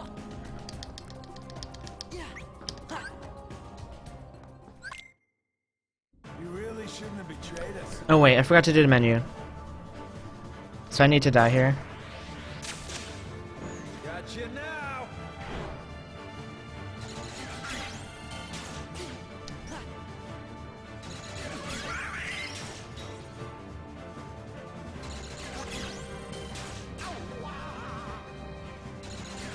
It can be pretty easy to die in this fight, by the way. It does a lot of damage.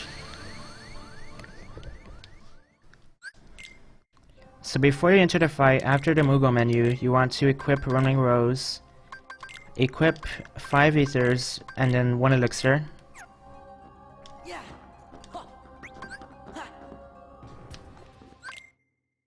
really shouldn't have betrayed us.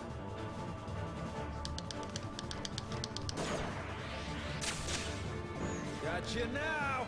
So you can just walk down to dodge these bullets, and then do the RC.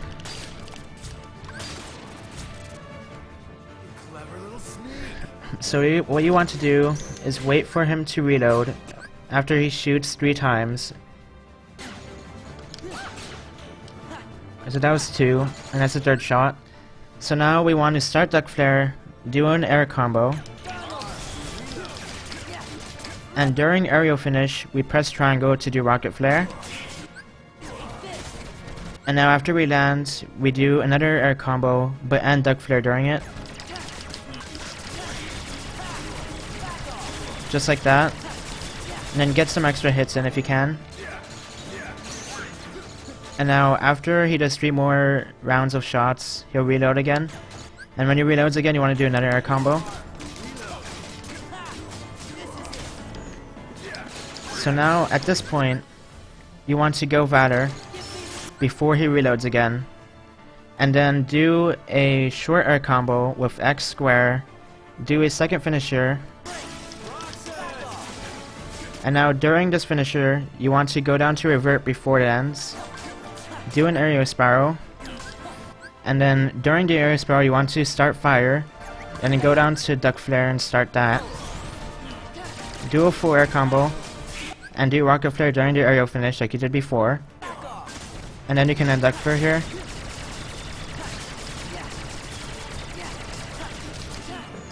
It looks like I'm under damage. Okay.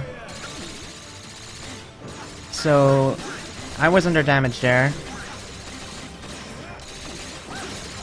Which is why this strat can be hard. You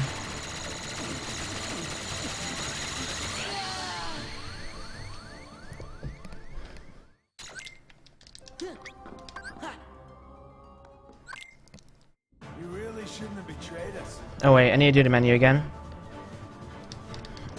So if you do the strat just like that, then usually you'll be good on damage, but I think I ended that flare a bit earlier than I was supposed to.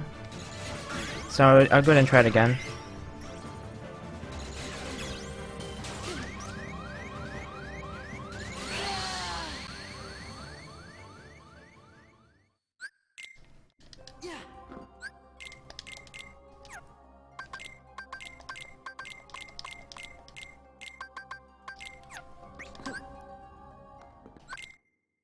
You really shouldn't have betrayed us.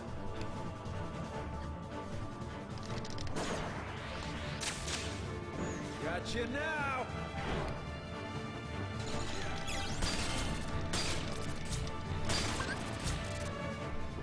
Clever little sneak. So wait for him to reload.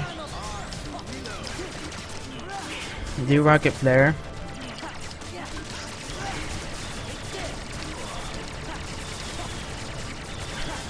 Get damage in during that. Full air combo when he reloads again. Go fatter. Revert, hit, aerial sparrow, fire, duck flare. Air combo with rocket flare during aerial finish. And then end duck flare right there.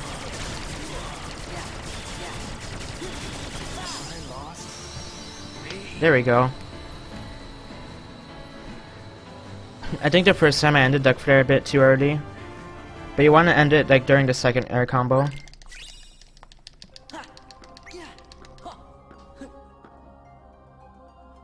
But yeah, that strat is like super hard to do.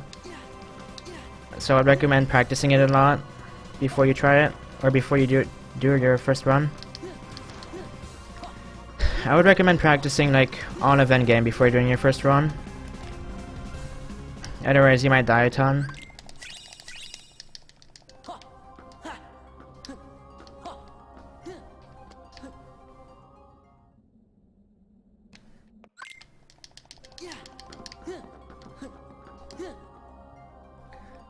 So we head over to Luxord, and the beginning of this is a bit technical. So we start as a die, and to revert from the die, we can hit him, which speeds up the process.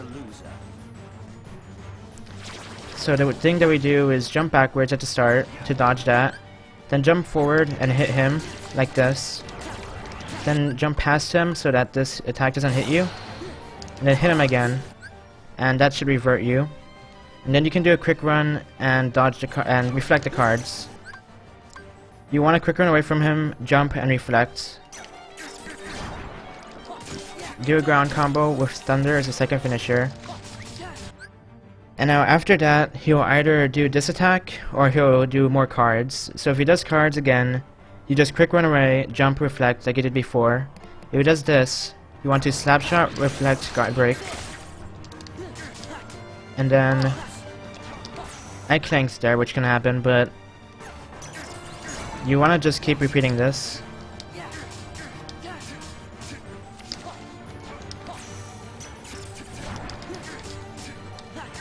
So right here, he's doing this attack again. And now it takes one aerial spiral, and you'll retaliate.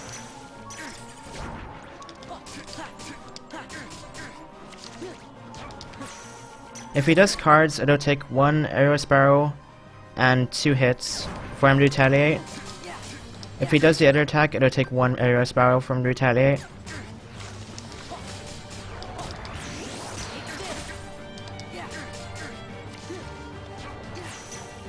And you just have to react to what he does, pretty much. Okay, right there, the reflect didn't hit fully, so he didn't retaliate when I hit him.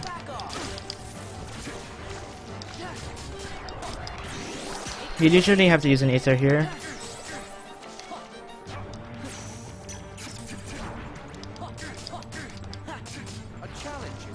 And now, when his HP is right about this point, you want to reflect into Trinity.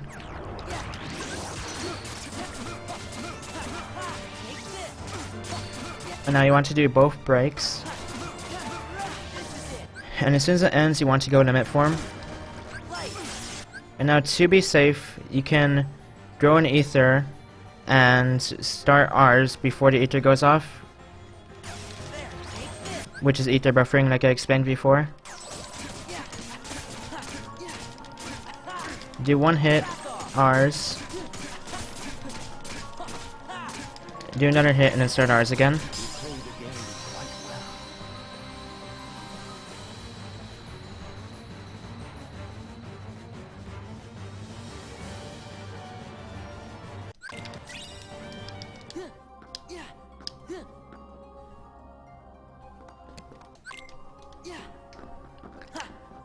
And now Psyx is a tough fight. I'll do an easier strat. Feel it, the moon's power. Moon, shine down. Well, okay, so get hit to start, and then you want to do the RC as soon as you can. And now, quick run towards him, reflect into a ground combo with finishing leap. Do another ground combo without a second finisher. And now reflect, slap shot, guard break, finishing leap. And then do another combo. And I repeat this.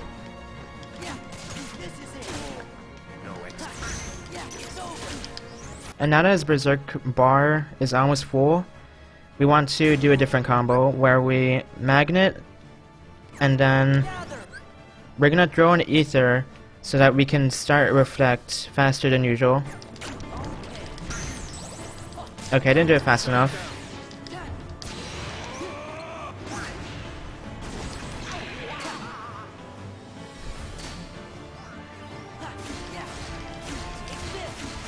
Let me see if I can show off this combo.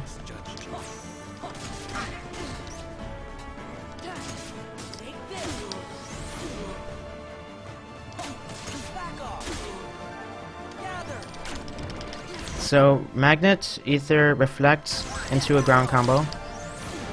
And then you repeat that until he has 2.5 bars. And once that happens, you can go, okay, here, let me just redo the fight. You want to finish the fight in limit form. But this fight is pretty technical and it's hard to do while explaining it.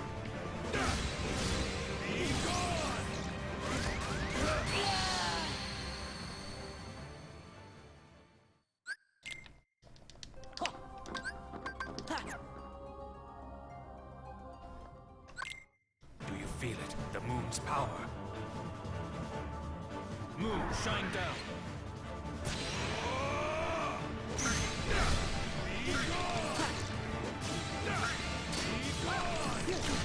So this is what the fight should look like. Reflect, guard break, finishing leap, just do guard break, reflect, slap shot, guard break, finishing leap,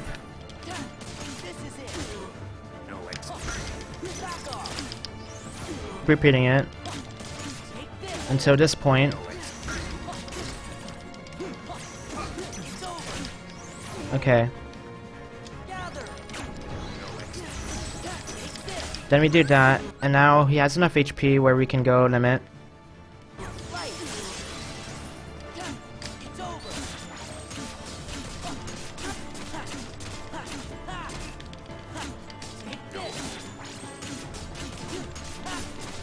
Okay, no he didn't. I was under damage there. I should have done an extra loop. But that strat is really hard, so I'll just show off an easier strat you can do. I wouldn't recommend doing that strat if it's your first run.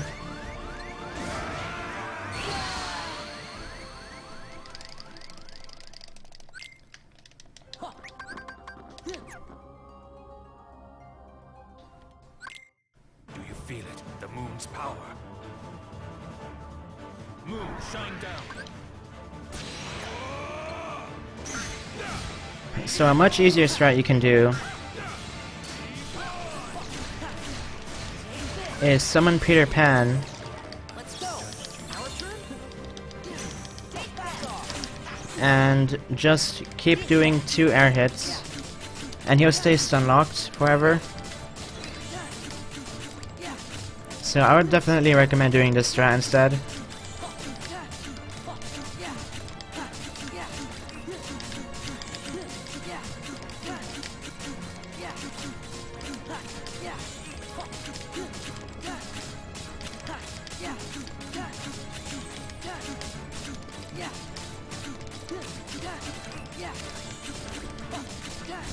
Once his berserk charge bar, once his berserk bar is full on the top left there, you don't want to do a finisher because he'll berserk right after if you do.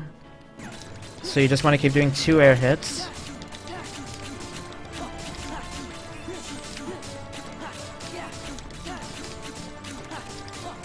And once he gets to 1 HP, you can do a finisher.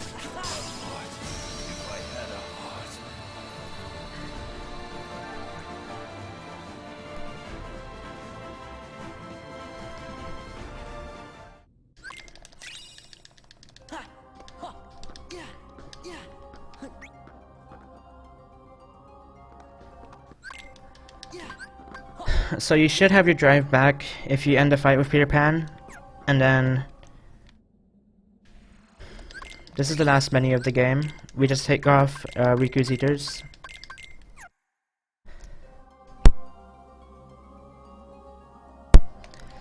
And now we go Wisdom.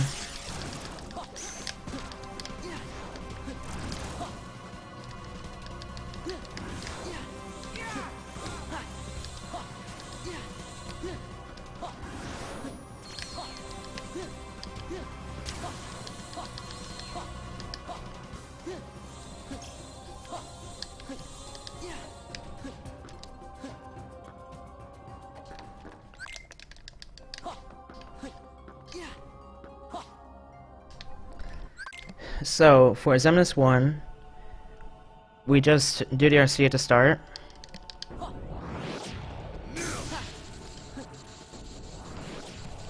Come closer. You can do role-playing guy. You can do that if you want. So right here, there's 3 RCs you can do, and the one we want to do is the last one, which you have to wait for. So there's the Clash RC, the Breakthrough RC, and then you wait a bit more and get to the Finish RC. Okay, I didn't do it right. It's hard to do it while pausing.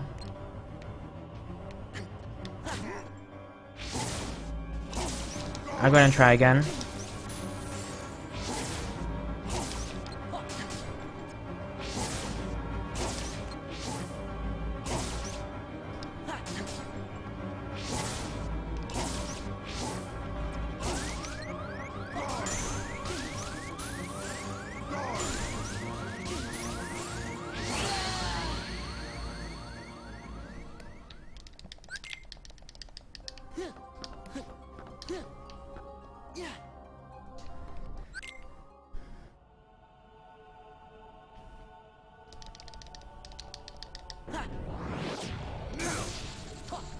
So I accidentally did the second RC, but you want to do the third one.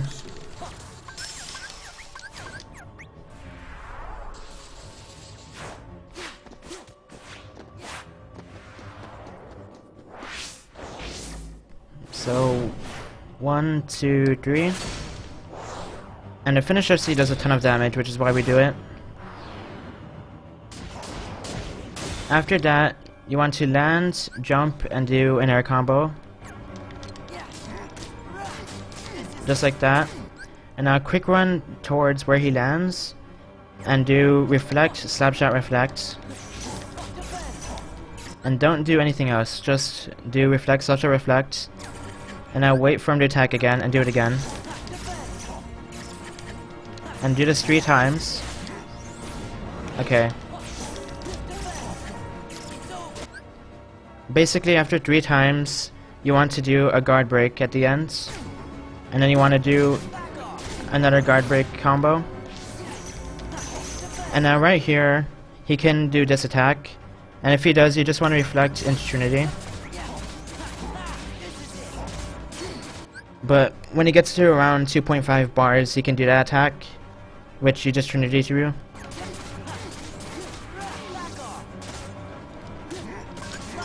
Go limit form. Do a ground combo into R's. And then do another ground combo. You want to finish him when he gets to like around 2.5 bars and not let him teleport again, or else he'll probably submit you, and you have to do the RC again, and it's super slow.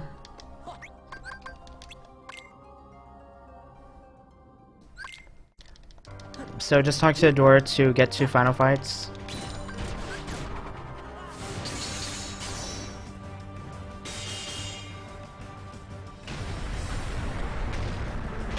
Let's go.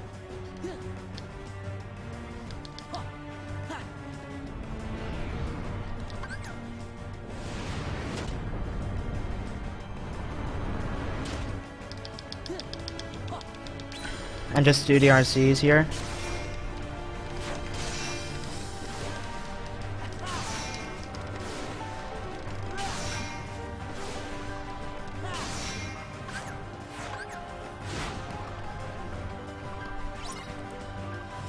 So magnet when you land and summon Stitch. And you just keep magneting to defeat these Heartless. And after 4 magnets, you can do the RC and destroy the right cylinder.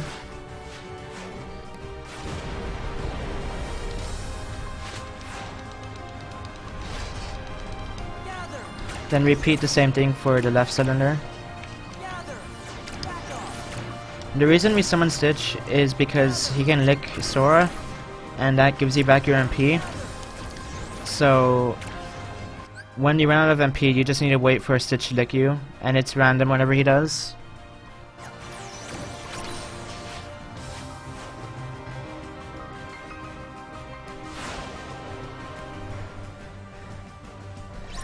So for the beginning of this, you want to magnet, finishing leap, and do a 4R combo. And it should spawn the Heartless Wave. When they spawn, you want to do Thunder, Thunder, Magnet, Thunder. And now Stitch should lick you. But if he doesn't, then you can use an Ether.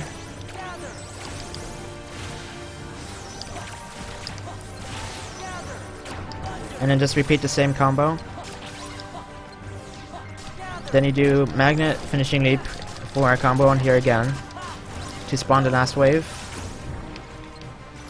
And I repeat the same combo as before. And whenever Stitch doesn't lick you, use an Ether.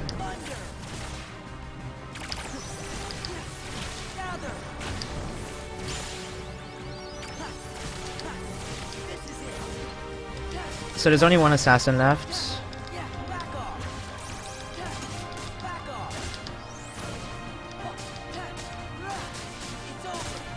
This fight can be a bit random.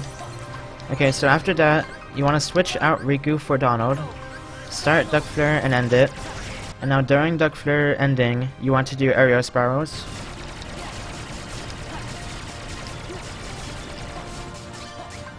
To get your drive back to 3, and now you want to go Valor form. Now do a full ground combo with 2 finishers. Do another full ground combo. And that should destroy the core. Do the RC. And now you should have Vader for Armor's Eminence. And for Armor's Eminence at the start, you want to do a full ground combo. Do another ground combo. Now do one as base Sora. So after you revert from Vader, do a ground combo as base Sora, then reflect into another combo. Do another ground combo right here, and then when he does the barrier, do reflect, then the reflect. And now start Duck Flare, and end it as soon as you start it.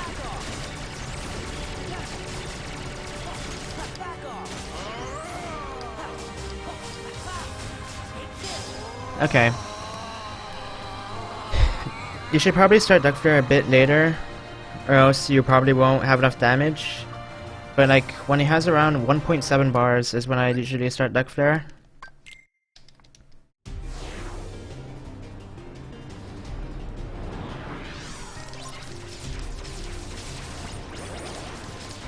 So for a dragon, you want to shoot the ships down while draining all of their bullets to get the laser. And then do the Mega Laser. And now there's a thing you can do here where you do a full ground combo and shoot the laser in between each finisher so that it finisher cancels and can do another finisher. And you can do infinite finishes this way. But it's really hard to do, and I wouldn't recommend doing it if you can't do it.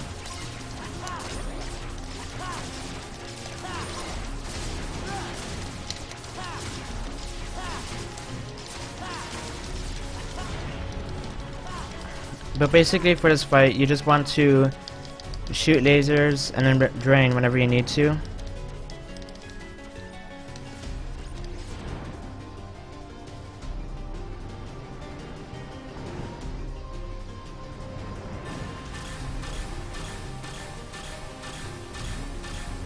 And for the start of this engine, I used the Mega Laser. It should kill everything.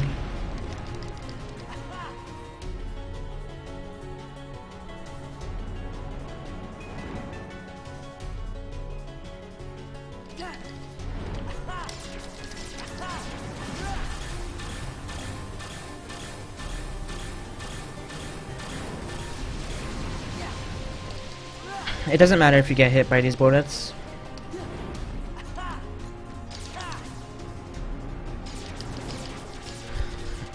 So I don't use the Mega Laser on this wing. I just defeat it normally.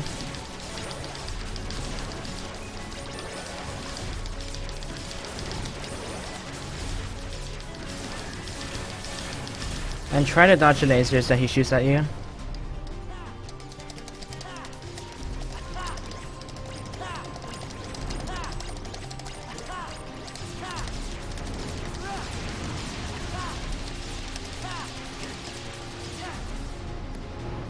And now I save up the Mega Laser for this last wing.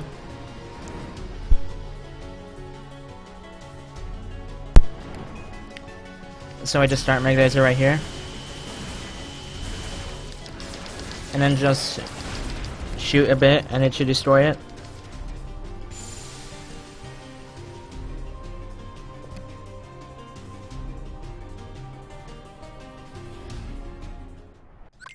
Okay.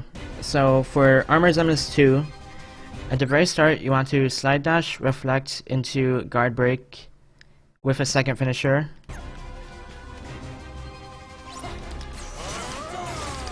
And now after the second finisher, you want to press triangle to activate Riku's Dark Aura, and then do another finisher.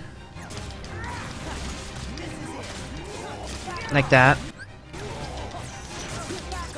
Basically, when you do Riku's Dark Aura, you can do infinite finishers, just like you can with Dragon's Eminence.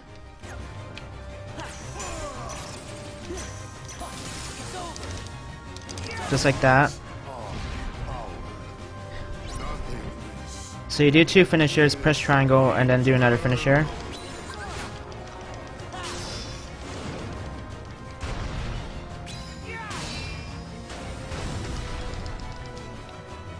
And now right here you have to react to whatever attack he does. So he does a swipe. I'll just slide dash into a combo. Now reflect his swipe. And reflect the barrier. So basically when he does the barrier, you just want to do 2 reflects, and with the second reflect go into a full combo. And then when he does the swipe, you just want to reflect that and do a full combo.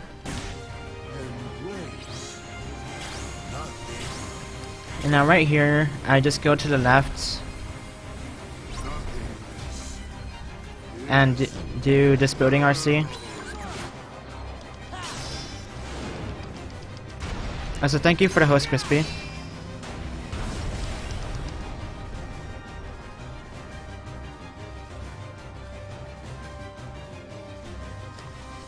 So react to whatever he does. He's doing the barrier here. So 2 reflects. And the more... After each phase, it takes less and less for him to retaliate. So he'll probably retaliate right here.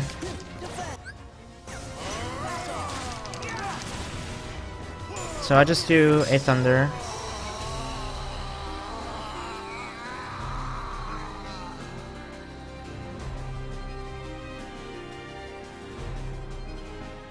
So I don't have enough MP to do reflect into session like I usually would. If you have enough MP, you can reflect into session. But if you don't after the fight, then you can just go into session.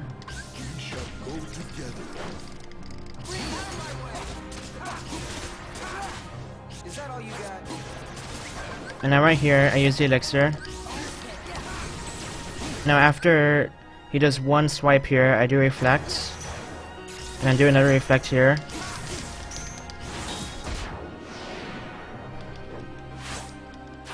I'll go ahead and restart the fight because it's not going the way it should.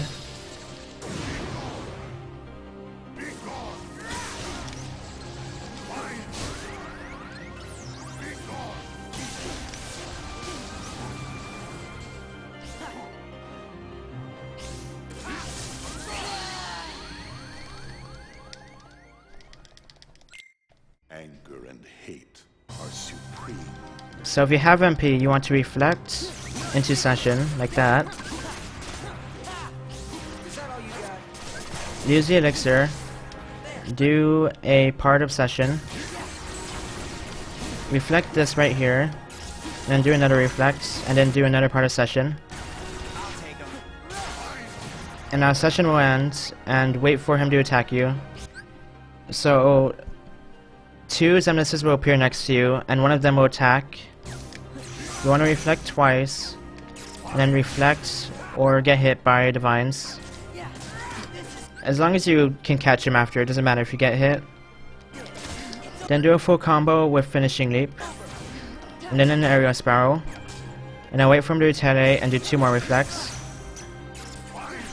Reflect divines, and then keep doing this. And now at this point,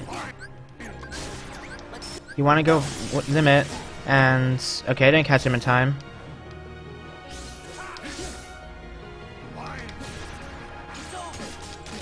You want to do R's, a full combo, and then do R's again. Right when he has about 4 bars of HP.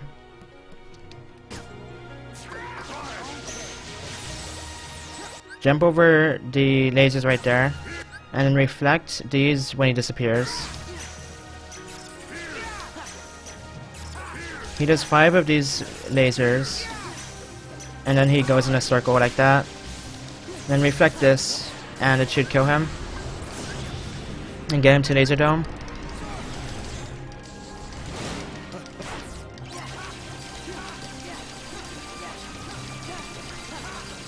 And once you're in Laser Dome, you can just do X and triangle. And you've pretty much finished the run by this point.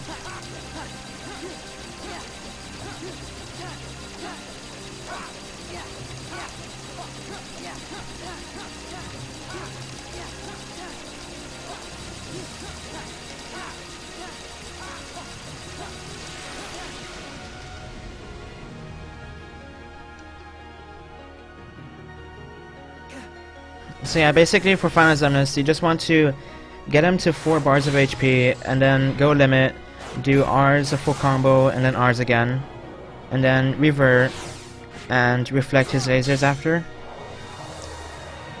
If you overdamage him at the start, then he'll do lasers too early, and you won't be able to do the limit form combo. So that's the most important part.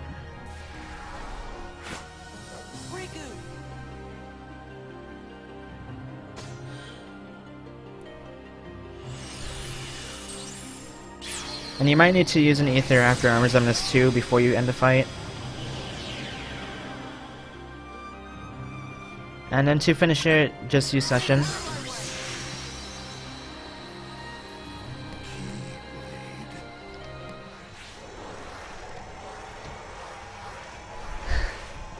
So yeah, that's 2FM beginner, any percent. We skipped like 3 worlds or something. Optional worlds are Pride Lands, Atlantica, 100 Acre Wood, and the second visit of Olympus Coliseum. And the second visit of Space Paranoids.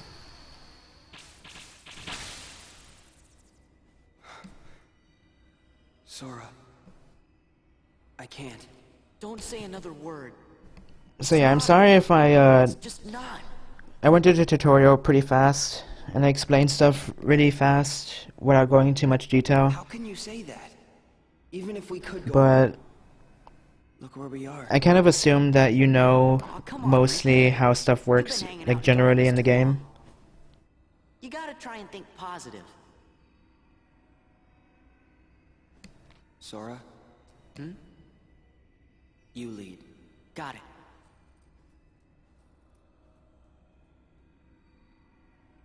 But yeah, I would recommend practicing I always figured I was endgame better at stuff. and the run before you do your first run. Are you mad? No. I kinda always thought you were better at everything, too. So yeah, that was it. Riku, look. I hope What's that the light? tutorial was helpful somehow.